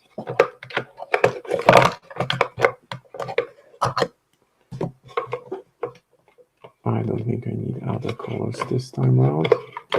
I don't have that many, but those are generally I used oil washes for rather one layer of darker color. That's it. I will just bring one more thing which is absolutely essential for this part, which is the product that many of us have at home. And I just need to find it. Here it is. Those are the cotton tips. Apparently, those shouldn't be used for cleaning the ears, but I use them for removing the excess of dried oil wash from the miniature.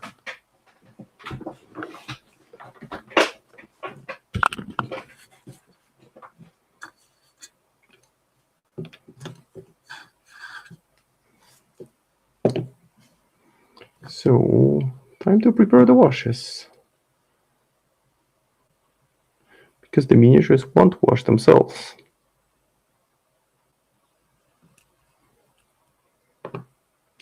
I'll start with magenta.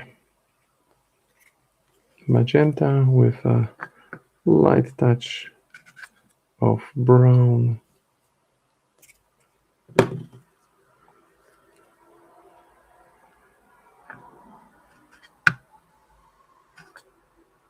Very light touch of brown. Those are actually quite easy to mix together.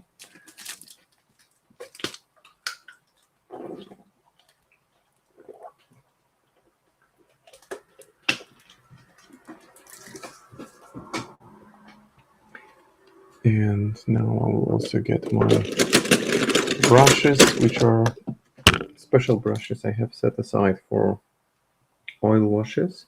Those are the kind of brushes that serve only the purpose of distributing the oil wash on the miniature, and they aren't good enough for painting the standard miniatures anyway.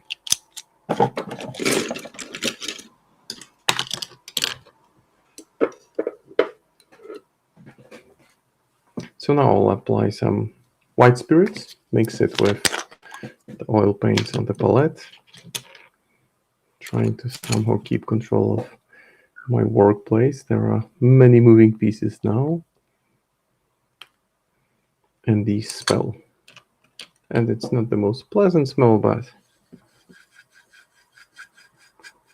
I'll survive. I think I'll go for this dark magenta look. Maybe even a little bit more of the medium. Thinning it down. Yep, that's about right. And you will see how much of an impact it makes on the miniature. I mean, tremendous impact, obviously. Because all of a sudden everything changes on the miniature. It was pale, the colors were kind of uniform, and it looked super dark, super gray. Not that interesting. So that will, once it dries, I will remove the excess. So that will have a nice hint of magenta, purple in the recessed areas.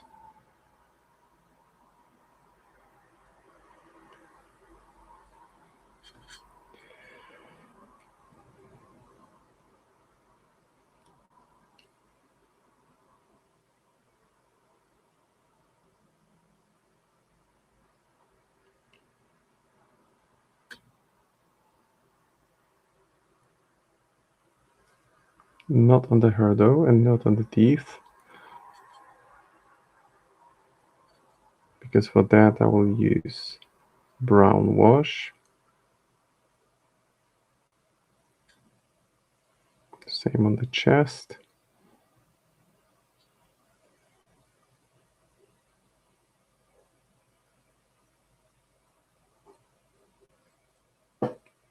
Looks pretty bad, doesn't it? But it's fine. It's just a stage.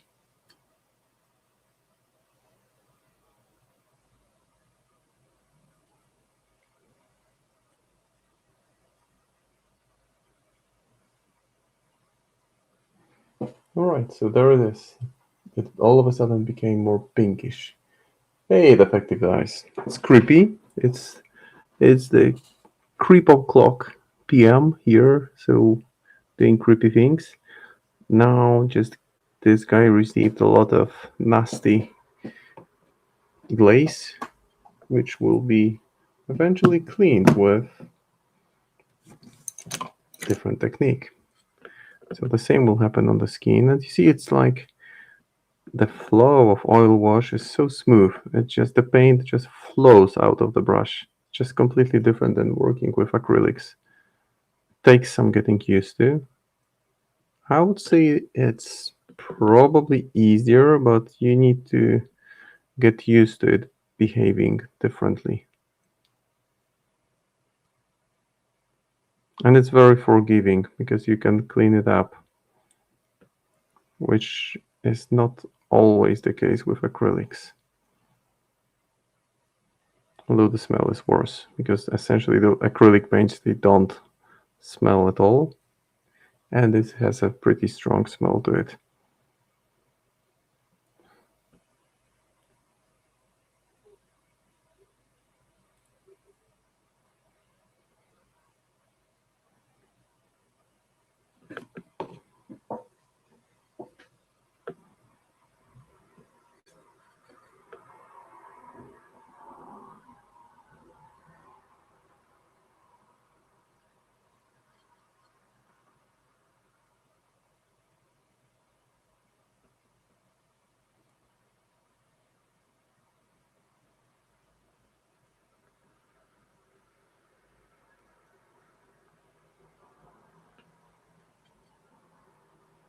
So now the legs.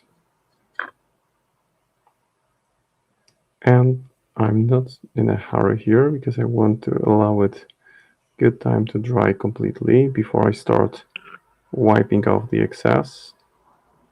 I will be using the white spirit medium again to dilute the excess of the paint from the surface. And this is like really hobby cheating because the way it affects the surface, the way it just latches onto it, if I may use Malifaux terminology, it's just incredible because it tints the whole area, but at the same time, while removing, it leaves a very nice shade in the recessed area, and the highlight is just not kind of happens as a byproduct, really. It's a great technique, just a matter of getting used to different type of behavior of the paint. Now let's clean the brush straight away so that it's ready for next task, which will be a darker wash.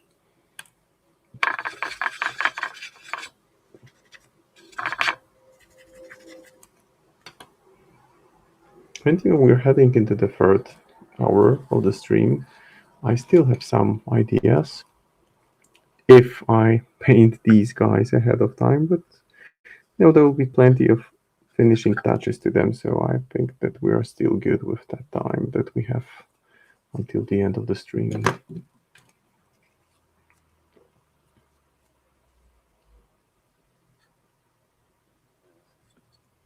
So some black, although I may not use the whole black. And you see, the nice thing is that the way the paint behaves, it doesn't flow off the palette when it's before dilution, it just stays there. Now this needs some cleanup. I will clean it up afterwards anyways. So for now it's good. I can actually use the plastic here to hold it in.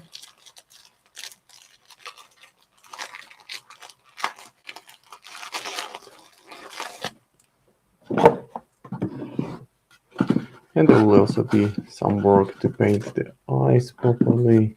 So I'm not concerned about the time that we have. I'm pretty sure it will be all wrapped up before the end of the stream. Maybe even with time to do something else fun.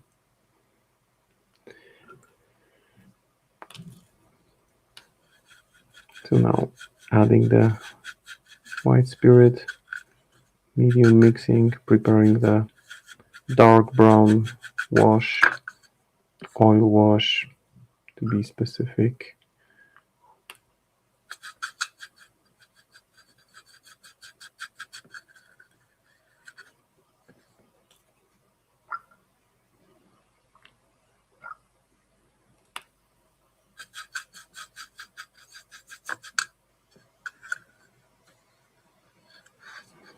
And let's start applying it.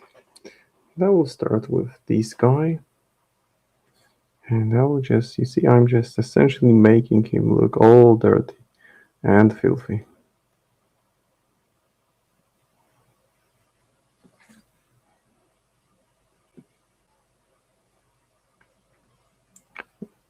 And here you can just move freely. You don't need to really pay that much attention, because if you, by mistake, go with the brown wash on the skin area, it's something that's super easy to fix in the final stage of this, of working with oil paints. It just takes some time to really wrap your head around using different medium that behaves differently. But once you get the gist of it, it becomes such an efficient way of getting really effects that I find myself using it more often than not. But it really does take some getting used to.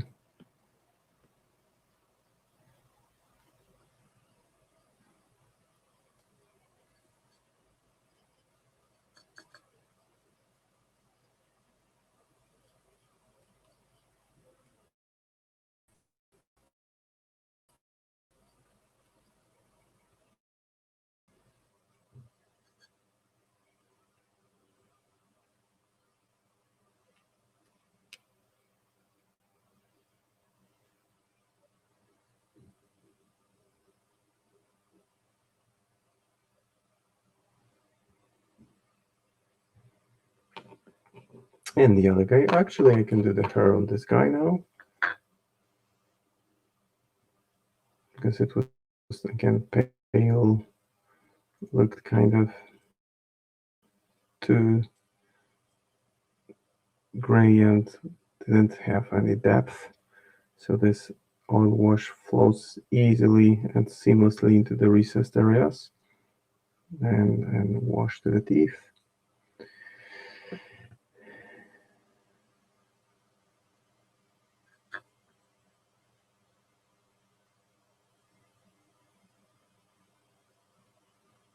Yep, that's it for this one.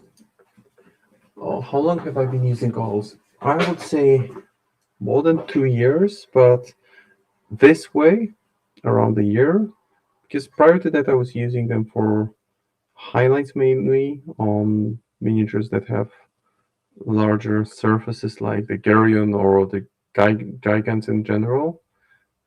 But this method may not necessarily work. Actually it kind of works on those miniatures, on those large miniatures. It just works more efficiently on all those recessed areas.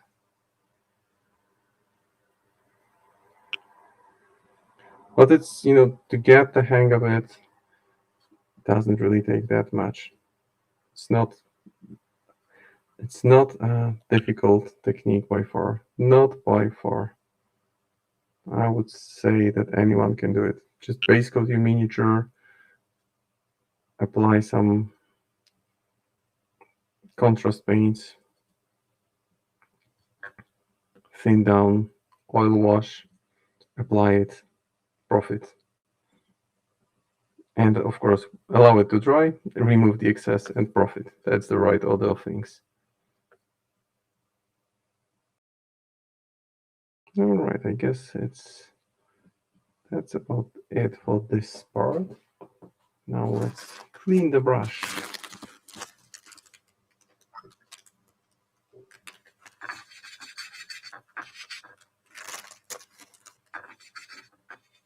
And we'll move to another fun part very shortly.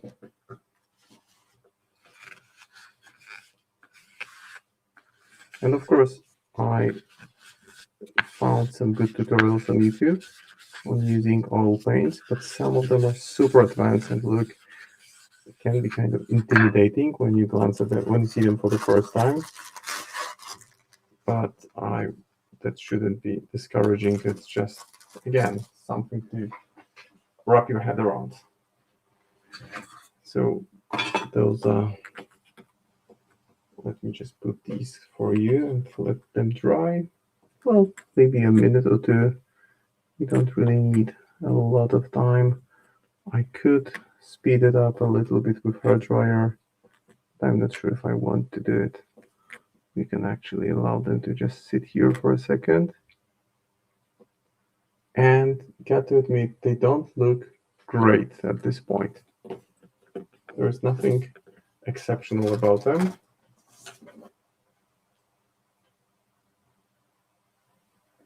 What do you think? I think they need work, but we'll put some work in a second. We'll put some work in.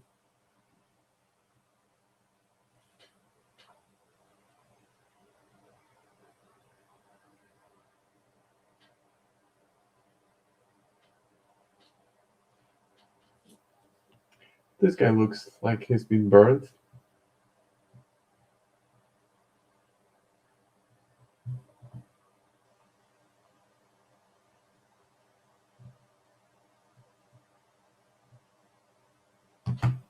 And these guys look like they've been wading in muddy, filthy water. The thing is that you want them dry, super dry, before you progress to the next stage. So I might just get my hair dryer to make sure that these processes sped up a little bit. Let's just maybe wait a second more, or let's just see.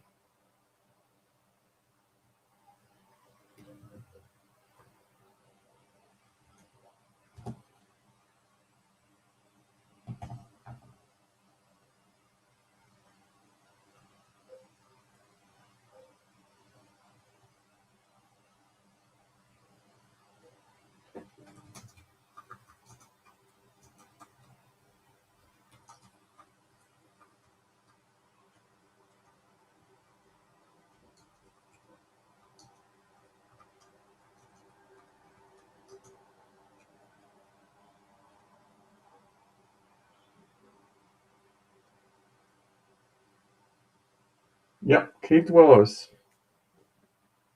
Let's just maybe pause here for a second. I will just make sure that I go grab my hair dryer and bring it here and move on with the work. So guys, I'll be back with you in literally 2 minutes. I just need to grab the hair dryer.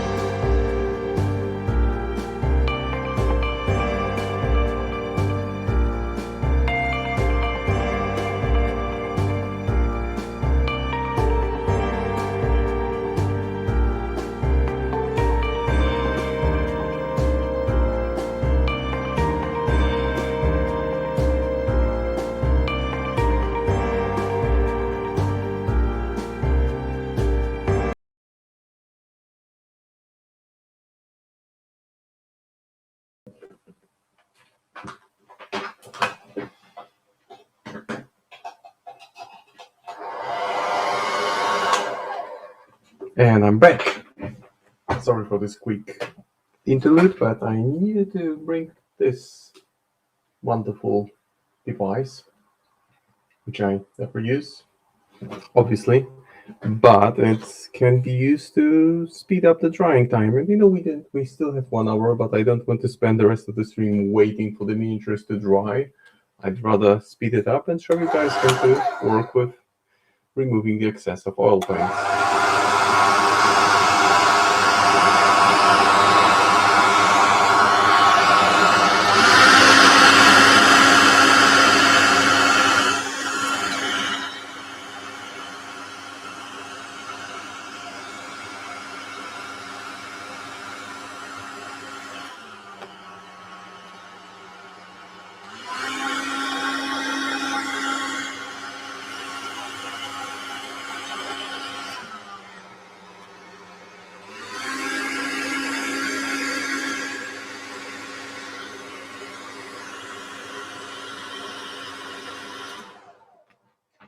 Okay, I guess see the well worth it.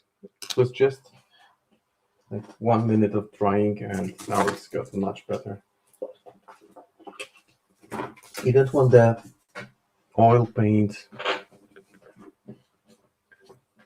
Not well. It doesn't have to be 100% dry, but if it's still in the process of drying, if it's still wet, then it just smears over the miniature and doesn't leave much space for standard work. So we're going to move from this to that. Hopefully. That's the plan. So let's put some white spirit. Let's put it on the palette.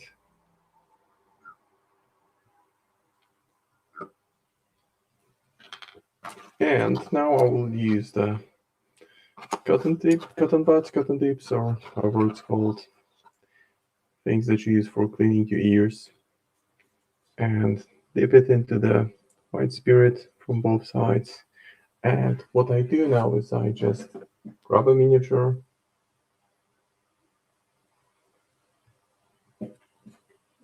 and rub it against it. scrape off the excess.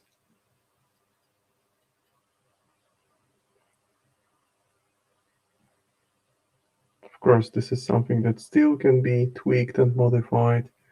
So it's just right now focusing on removing the excess of oil paint. And as you can see, it just nicely tints the whole surface. The most recessed area stays darker, stays brighter in the raised area. And it's not really that difficult to control it.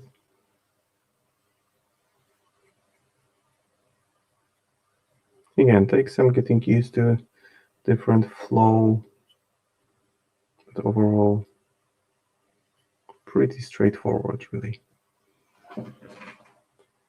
And you see it's already getting some nice depth to it. Already at this stage it's beginning to look fully three-dimensional, as I would describe it.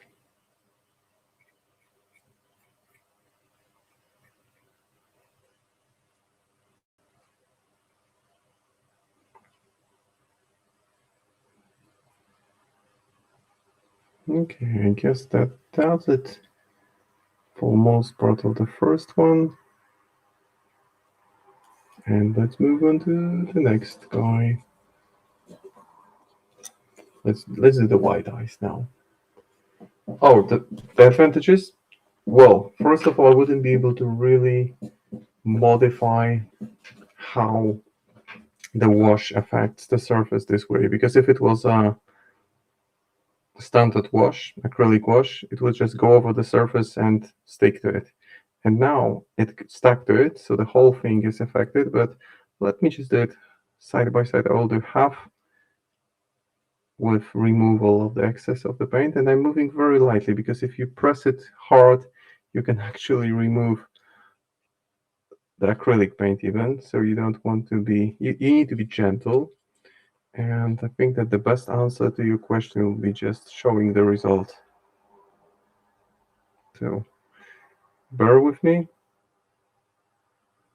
I think it just looks super cool, because it's, you see, I'm just scraping off the paint from the raised areas. Now that's why it's good to have different sizes of these.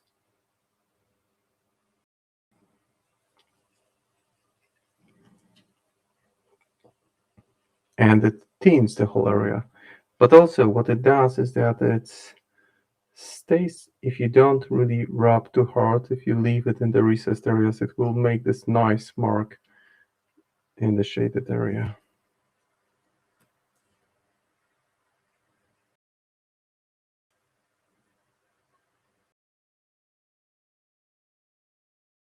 I will show it in a second how it looks like half by half. So let me pause here.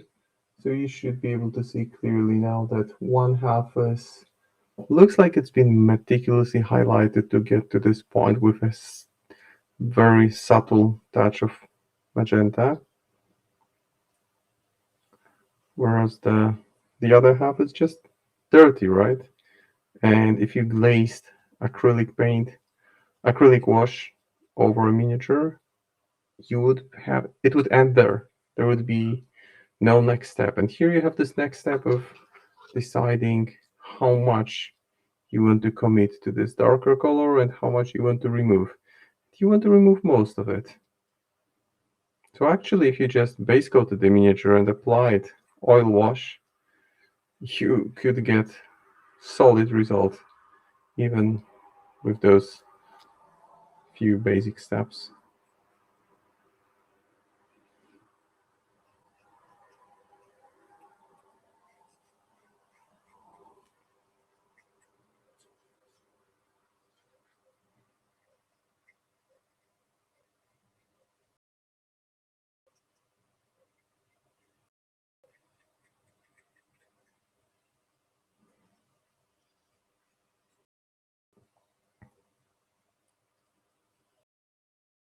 So regular wash is I would say more limited, because you stop at certain point and you cannot really do more. Okay, and just another point of comparison. Look at these two guys. This one has not been cleaned yet, so it's still pretty filthy, and this guy has been cleaned.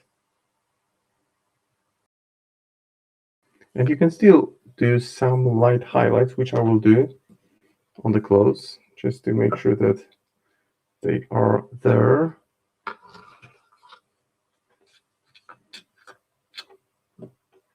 And another thing I would say, that's the advantage, just the fun factor. You do something slightly different.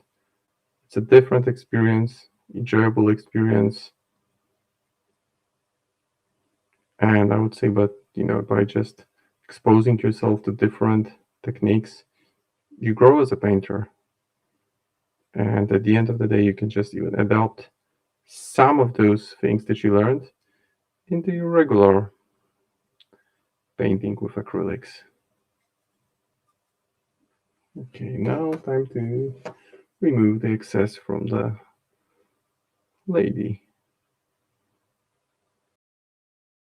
So it's like a reversal of standard highlighting process, where you have bright surface, then you tint it with washes, and then you muddy it up with oil washes, and you clean them.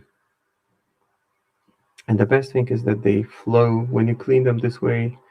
The oils just flow naturally. They gravitate towards the recessed areas and make for some really nice, super smooth transition. And I would say that this is the best way of, I know at least, that the best way of, I know of kind of hobby cheating your way into super smooth highlights. Yeah, hobby cheating is not a negative thing, right? It's still the effort. You still need to learn to use this medium. You still need to put time and effort. It doesn't happen by itself. It's not, that's why I would, from moral standpoint, there's absolutely nothing wrong with using this technique.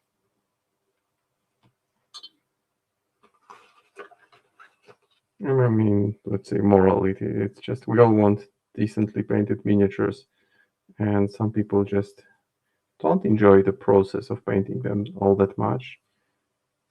And this is ideal for them, because it doesn't require that much of skill to get solid results.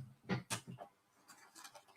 think that will do it for the oil washes part. Let me just clean up the tools.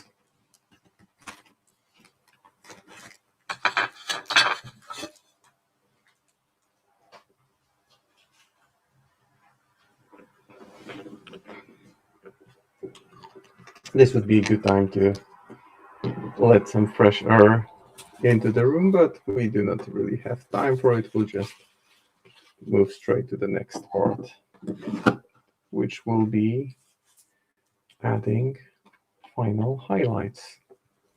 And we have 45 minutes for that, plenty of time. So what I'm going to focus on now is to add those final tweaks to make sure that these look fully three-dimensional. And for that, I have paints which I really like using. These are the ones, K Color Artist acrylic paint. They're as close in terms of acrylics to oil paints as possible, because they're super thick when applied from the tube. They still are water soluble, but they just act a bit differently, and I really like to use them for those final touches on miniatures that were treated with oil washes. So what I'm doing now is I will focus on the skin, and then I will paint all those extra eyes, and I will just apply it to get some more smooth transitions to pure white. Well, maybe not pure white, but off-white. So the effects of what I do won't be that impactful, won't be that clearly visible, but they will be there.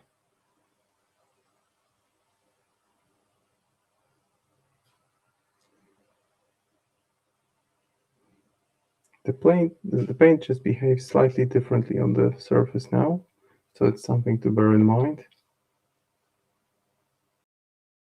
It seems to like slide off the surface a little bit more.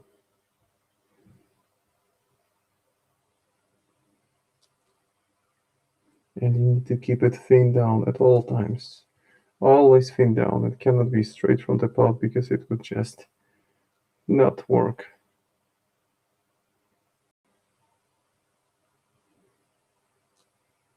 And ideally, you should be doing this part after it's been drying for a couple of hours. So leave it overnight and then apply final touches, because right now I'm doing it because it's part of the stream and I want to complete it before the end of the stream. But in the perfect setup, you should wait probably until the morning just to allow it to dry completely.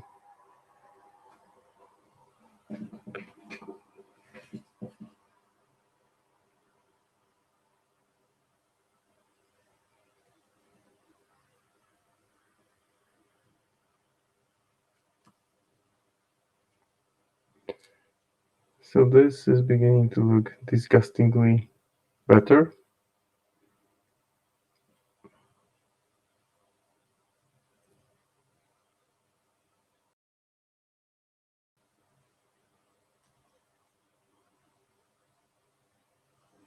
And we'll redo those tiny eyes on those tiny creepy eyes on its body. That will come up shortly.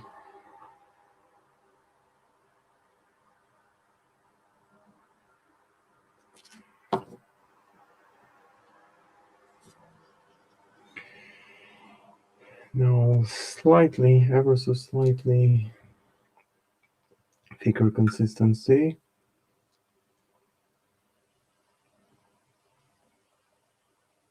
And of course there will be still blood effects, because blood effects are on all my miniatures from this keyword, so this one won't be anything different.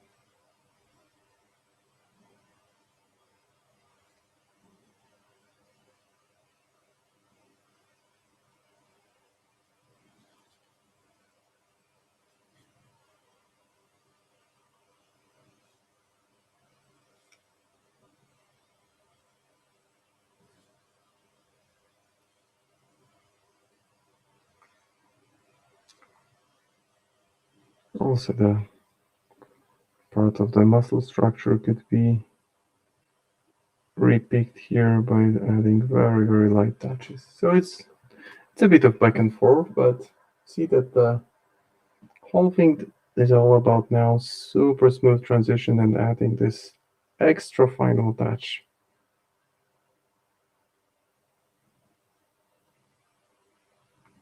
Guys, let me tell you, I'm happy with how he's coming out. May not be the most modest thing to say about my own painting, but I'm happy where I am with it. Because it's a miniature that you can as well, you might as well paint in, 10 minutes. Base coat, wash, dry brush, ready.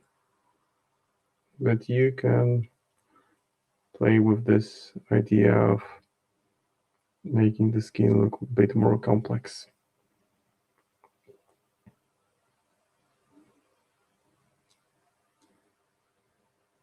Some highlights on the teeth. They look super bright, but there will be blood, so I want the tips to be just pure white, because they will be affected by some gore effects anyway. Well, thank you. Thank you for the comment. I appreciate it. I think it was a good idea to paint all the three together today, because it shows just different tweaks that you can do using similar techniques. And the skin looks kind of sickly at this point, which I think works well. I need to experiment with oil paints on standard humans, but I rarely paint humanoids actually in the world of Malifaux because I generally tend to feel more comfortable painting those monsters with unusual skin tones and all that jazz. And this is something actually similar to one of my fellow word painter does, Elinor, and make sure you check out her streams as well because she has this idea of adding those dot-like final highlights, and they kind of bring up the three-dimensional aspect of the model even further if you use it lightly on very selected raised areas. Then you can get some really eye-pleasing effects. So I do it slightly differently, but I can clearly understand where is she coming from when it comes to this approach, and makes those final highlights really pop.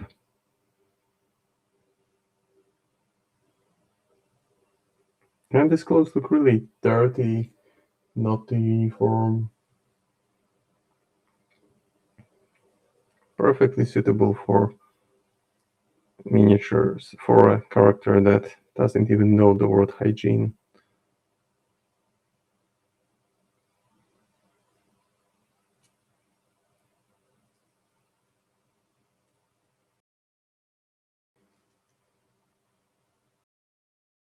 And you can now play with the idea of adding some extra texture to it. So doing a few nice brush strokes on the flat surfaces just to imitate the texture of material.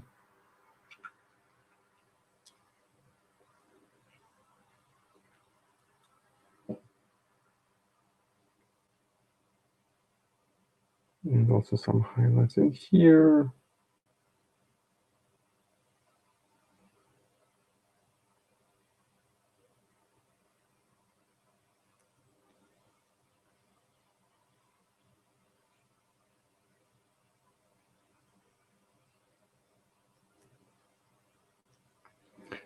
And don't be tempted to go all the way around the miniature with such thin lines because you want the back to be darker. That way the front is highlighted, but the back gets darker and looks cool. That's the maybe not the most elaborate way of putting it, but that's what it is.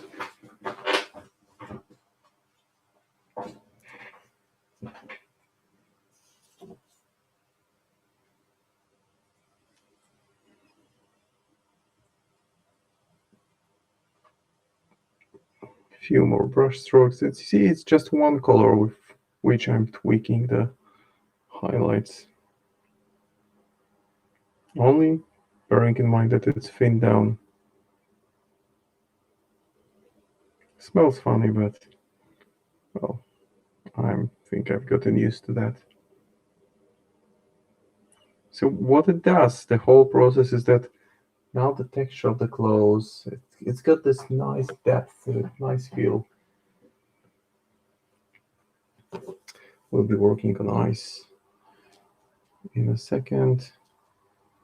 There's still more than half an hour to go.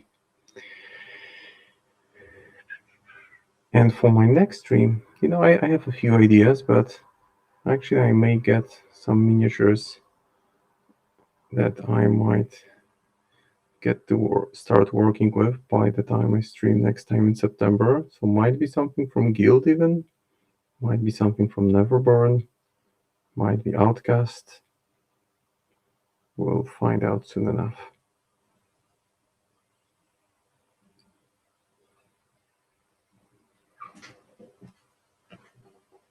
So this is the sticky point with which you're gonna apparently hurt yourself if you're not being careful. So bear in mind, guys, even when you put it on the table, this thing has a fine tip to it. And I heard that it's possible to get actually hurt with it yourself if you don't watch out.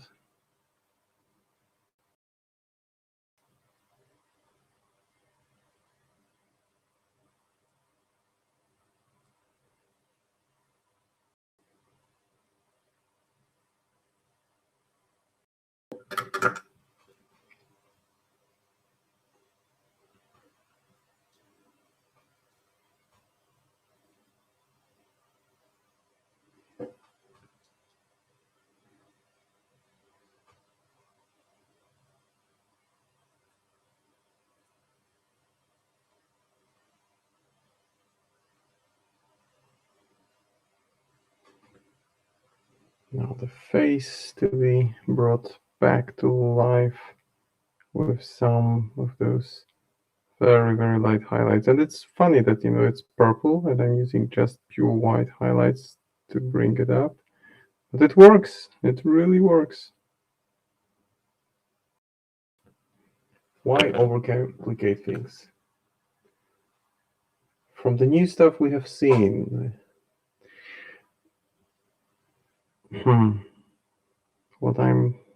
well, new book, obviously, because I'm still really looking forward to its release. I believe it's scheduled for around December, and that might bring, we don't really know what at this point, new masters, new henchmen, enforcers. I don't think, honestly, my gut feeling is that there won't be new masters, because with designing a new master, you need to design two masters, and you need to design two masters for each faction, which is massive, massive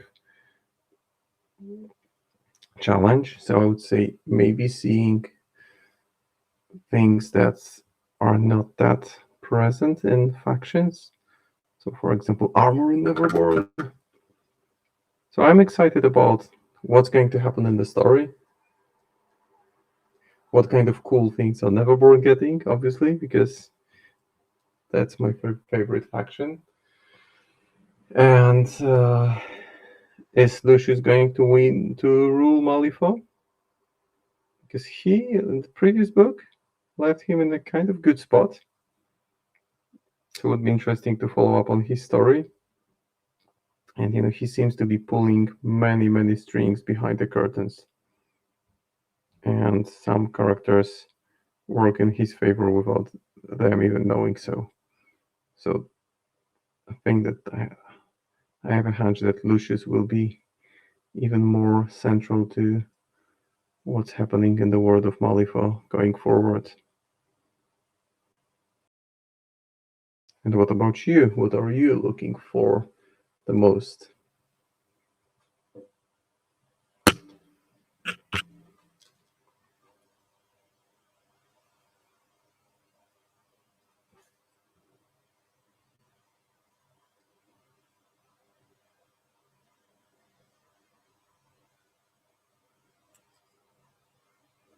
So again, going over the erased areas, trying to focus top down and putting some highlights there as well.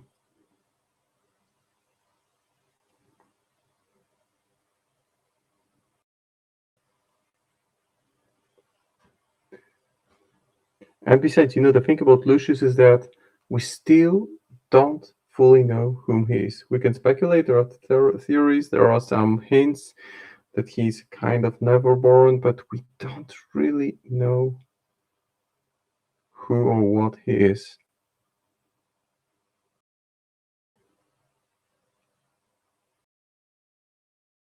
And he started off as a henchman, didn't he?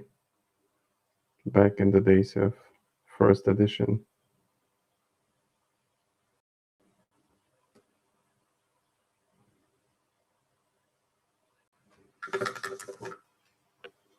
As far as unknown stuff, of course, I just want all the new lore.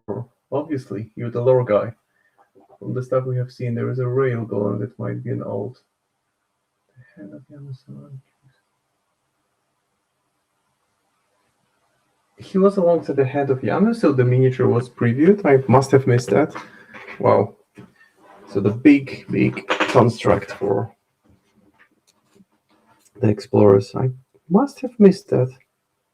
If it was shown at Gen Con, then I don't know how. I usually pick up on all those new things, but must have missed that. And rail column, and there was a female executioner as well. Super nice miniature. And maybe that's the way to go, like having male or female versions where there were only females, put some males in, as long as it makes sense from the fluff point of view. So female executioners, why not? Maybe female Nephilim.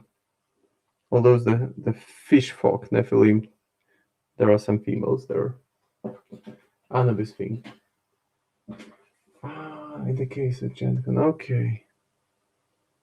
The Anubis thing, alright. So might be something from the other side. Who knows?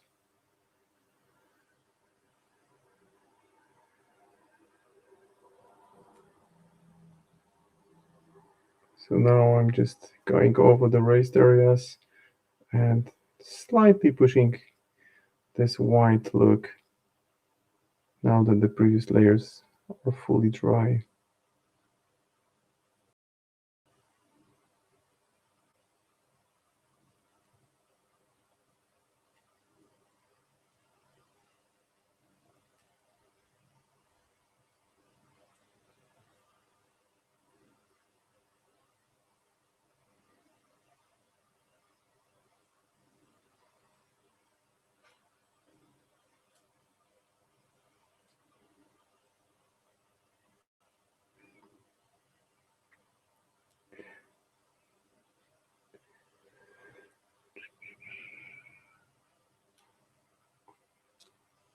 But Word does this thing that they just throw at you the new title, the new cover, and don't give much more.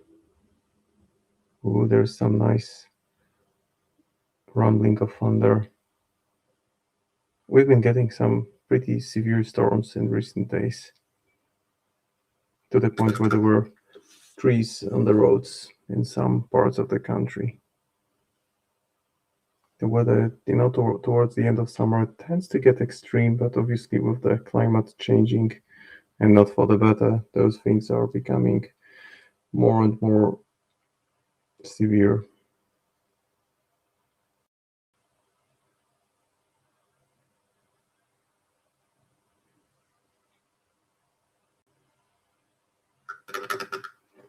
I know this thing. I don't know if I saw it. Can't really recall. See, I haven't been paying as much attention as I should have. Now the red eyes. So let's start with dark red, gory red.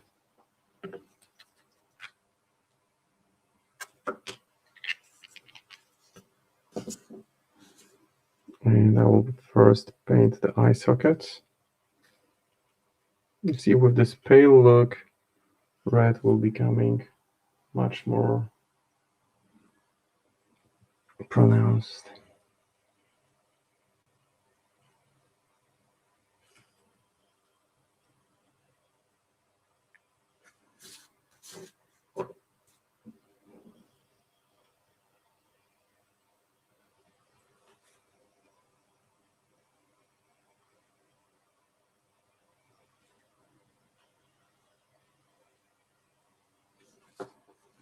And now all the eyes of this guy.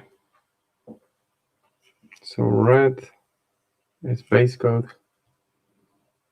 And you see the fact that I've put some effort into putting some red around it, there are already benefits to that, because the areas around each of those eyes are clearly noticeable now. The skin there has been changed, altered slightly.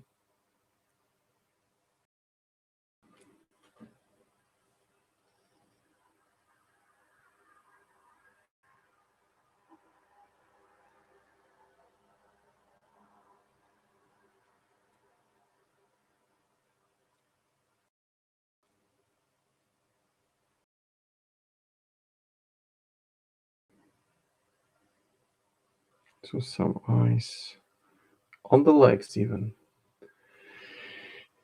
And more on the back.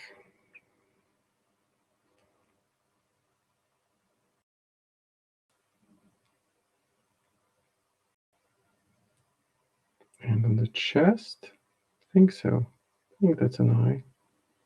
Not a nipple, it's an eye. And here. Now, brighter shade. Let's go to yellow. Hello, yellow. Brush with a good tip. This one will do.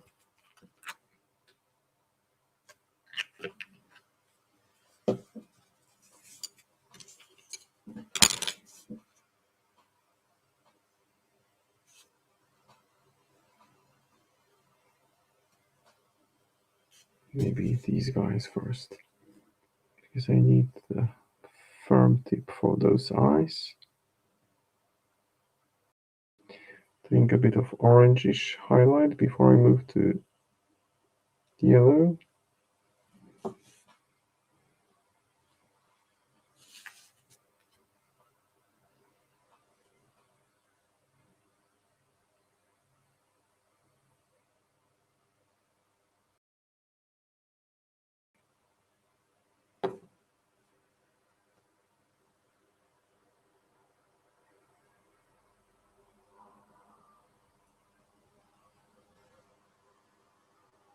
Now to trace back all those eyes which were started to make sure I don't skip any.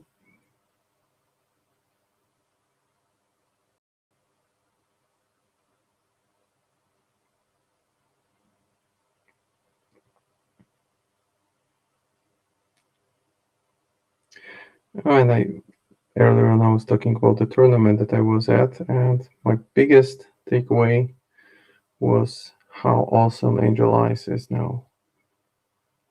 In my last game I faced Hoffman, the first version, so Neverborn hates to see armor, and if there is one thing that they hate more than seeing armor is seeing most of the opponents with armor too. But Angel Eyes made work of, like, she killed or partially killed 3 models in that game. Armor piercing is just, the good thing is that, from my perspective, is that the models that have armor tend to have fewer wounds. So if you can spike up your damage track from the distance with Angel Eyes, then she makes short work of models with armor, especially minions and forcers that cannot use soul stones to mitigate the damage. And it's such an amazing toolkit for Neverborn, especially when you have half of your crew harassing the opponents, or not even half of the crew, just Castor himself gets shot up to the front, connects with the opponents, and starts causing problems.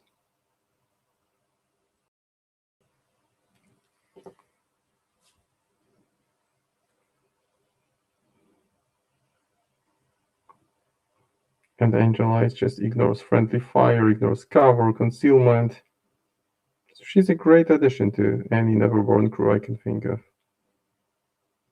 And also the pressure that she puts, right? That's also a good thing, because she puts pressure, which potentially forces opponent to clamp up and stay grouped. And this is what Castor wants. He wants opponents to stay bunched up, as then he can maximize the impact of his attack with blasts.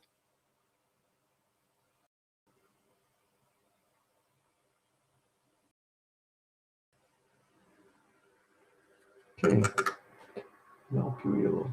It's funny that you say Neverborn doesn't play against Dreamer and Lucius, and they both. Yeah, true. Dreamer has, but Dreamer has a number of miniatures that can hit for solid damage. But with Angel Eyes, you can pretty much guarantee a shot for 5 damage from 24 inches away. And that's just huge. Although with Dreamer you have Daydreams, you have Chompy, so things that the opponent doesn't. Well, Daydreams are not generally seen as a threat until they start hitting. Then Serena Bowman as well. Yeah, there are some threats available.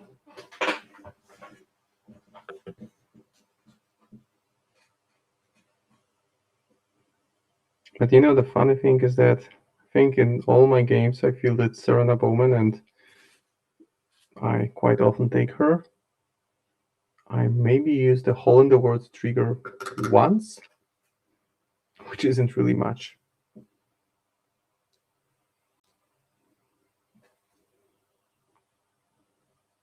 Because you just cannot bank on a great trigger if you have it on an enforcer, sadly. I think that those stones, I want them more gray, so I'll use not Basilicanum gray. Can use Glyph Charger gray actually. Why not? Now it's going to be just, adding a few touches here, a glaze here, a highlight there. Now it's just that I really like this part because this is the part where you can tweak to your heart's content. You can just touch up anything that seems like it could use some touching up.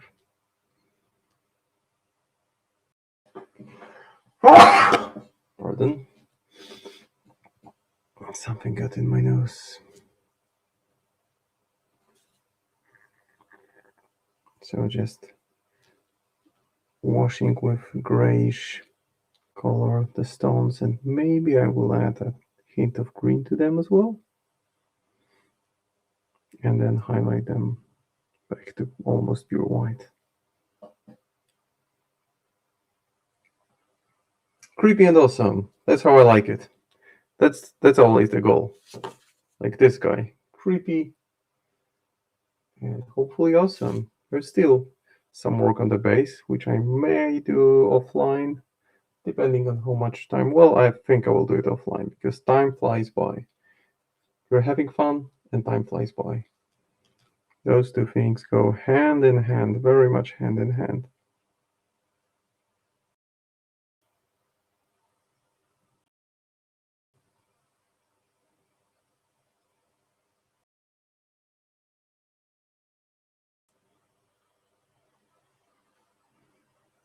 So some quick highlights on the stones here from his sacrificial weaponry.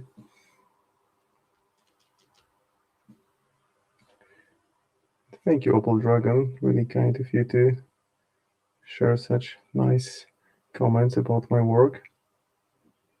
Hopefully, this is something that someone could benefit from and steal as much from my skill set, tool set as possible. That's the goal.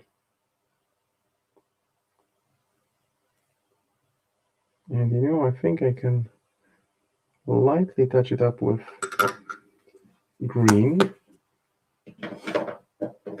I will use Warp Lightning, which is a pretty strong green, so I will just make sure to thin it down.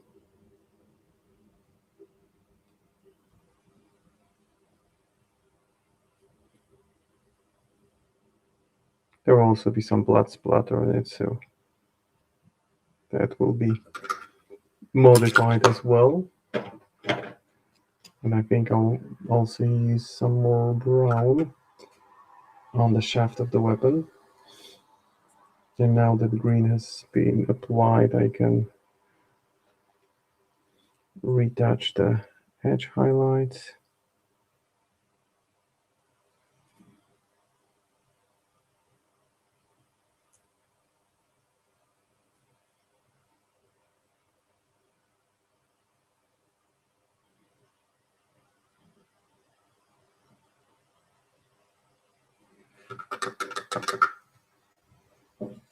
Oh, that's a nice thing. Love it. Would be keen to see the effects of his work. Hopefully they are somewhere there on the internet. That's amazing. That's why those streams are here, and I think that there is a lot of them already in the archive. So just a matter of finding the right one that's suitable for what you're working on and use it as a point of reference. I mean, with more than 2 years, there are quite a few of them to be considered for inspiration or guidance or whatever it is that one might ask for. Now I will go with blood letter over those eyes.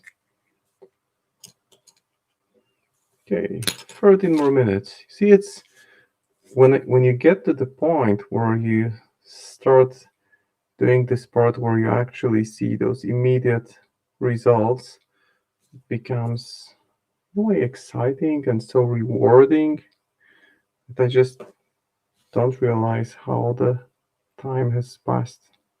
Honestly, it just blew by. So now I'm just applying blood letter glaze directly over those eyes and trying to make it, in excess so that some of the glaze accumulates around those eyes because they were highlighted from red to yellow, so that blood letter glaze will catch on nicely to them.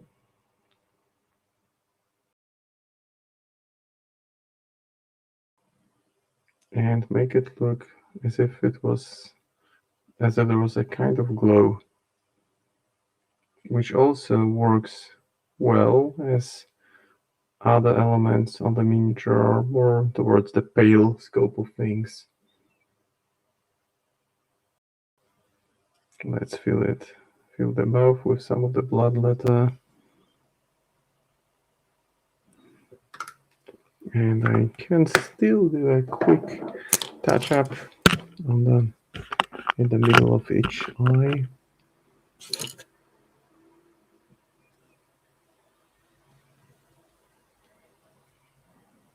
But what you wrote there, the effective eyes, that a buddy of you used my videos for his painting, is probably the best compliment I can get. Really, really humbled by it. Absolutely humbled and amazing, amazing. Super nice to know that some people use it.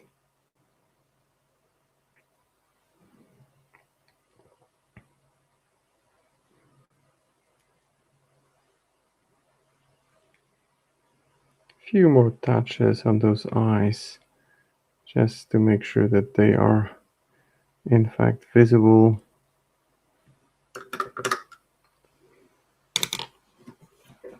And now I think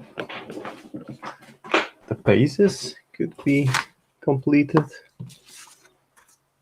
So for the bases to be completed, I would add this kind of green. And yeah, I think why not? These guys are ready for those final touches.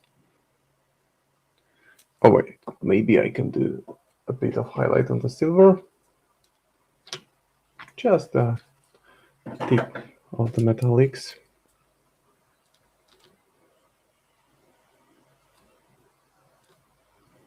Because there will be some blood splatter on it anyway, so it doesn't really matter that much.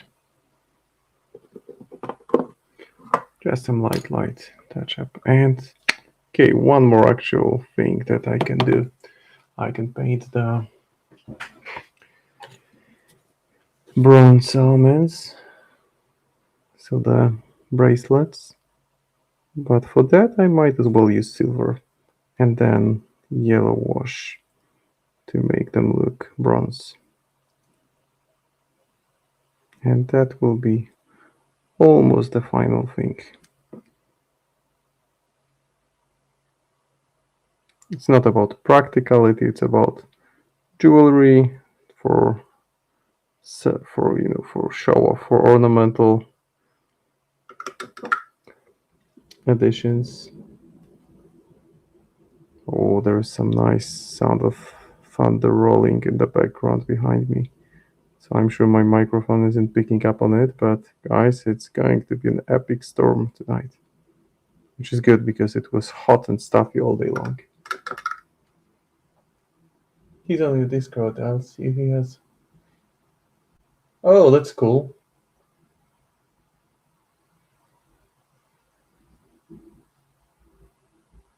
Hey, thanks so much, guys. Really appreciate your comments. And that's my point is that the whole idea behind me joining those streams that I've been trying to get behind and really show to everyone who has some time to chime in is to show that painting can be easy and you can use, of course, brush control and painting details to high standard. This is something that just comes with time. But if you want just to paint miniature and get a good looking miniature on the table, you don't need to spend hours. It's just a matter of knowing all the shortcuts, the tips and tricks. And I do believe that anyone who has just willingness to paint the miniature can do it to a reasonably high standard without really investing tons of hours into learning the craft.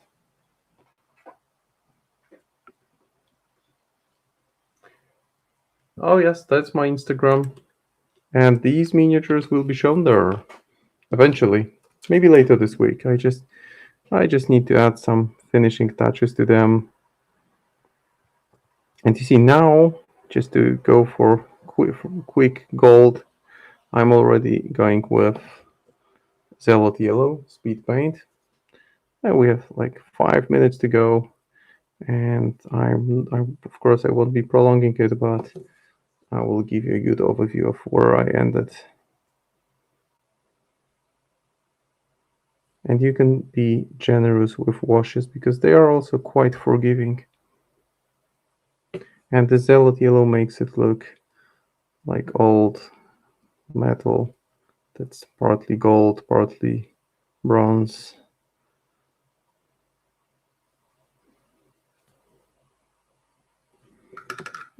I can still enhance it a little bit with slightly darker yellow, Nasdaq yellow to be precise.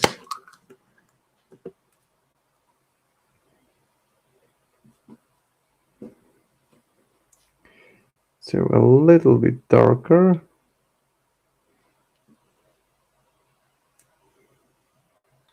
And I will apply it trying to stay more to the center of each of those bracelets. And then I can still do a quick highlight with pure silver. And gold can be further tweaked with light touch of green, purple. There are plenty of ways to, in a way, enrich it. Now I'm just lightly touching up the edge to add it a hint of silver.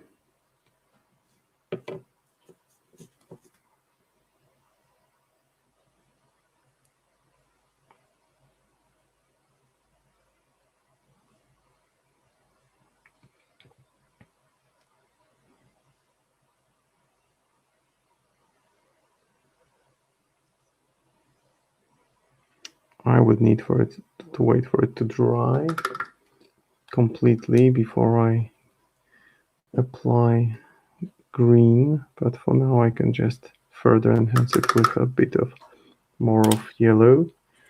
Guys, I think that at this point I'm ready to call it as ready as it gets, because what remains is this swamp green thingy on the base, some blood splatter on the weapons, but in general I think those three miniatures are as ready as they can be after those 3 hours. So, guys, really appreciate all the comments received in the chat and people even popping in to just say hi. So, today or tonight, in my local time, I had the pleasure of painting for you the White Eyes, the creepy, never-born, returned mimic enforcer with eyes all over its body, but not on its head.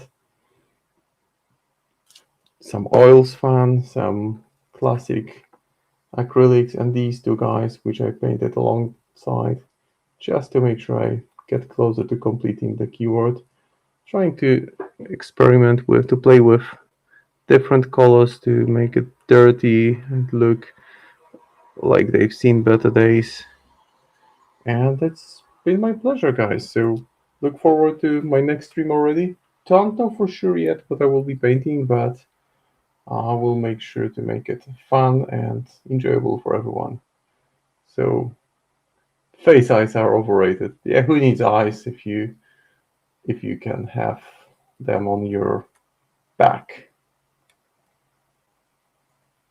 You would be a good basketball player, right? Tall, eyes around the back, unstoppable. All right, guys, that's all from me. Cheers. Thanks to all who joined, and see you in the next one. And until then, keep on happy painting. Take care, everyone. Bye bye.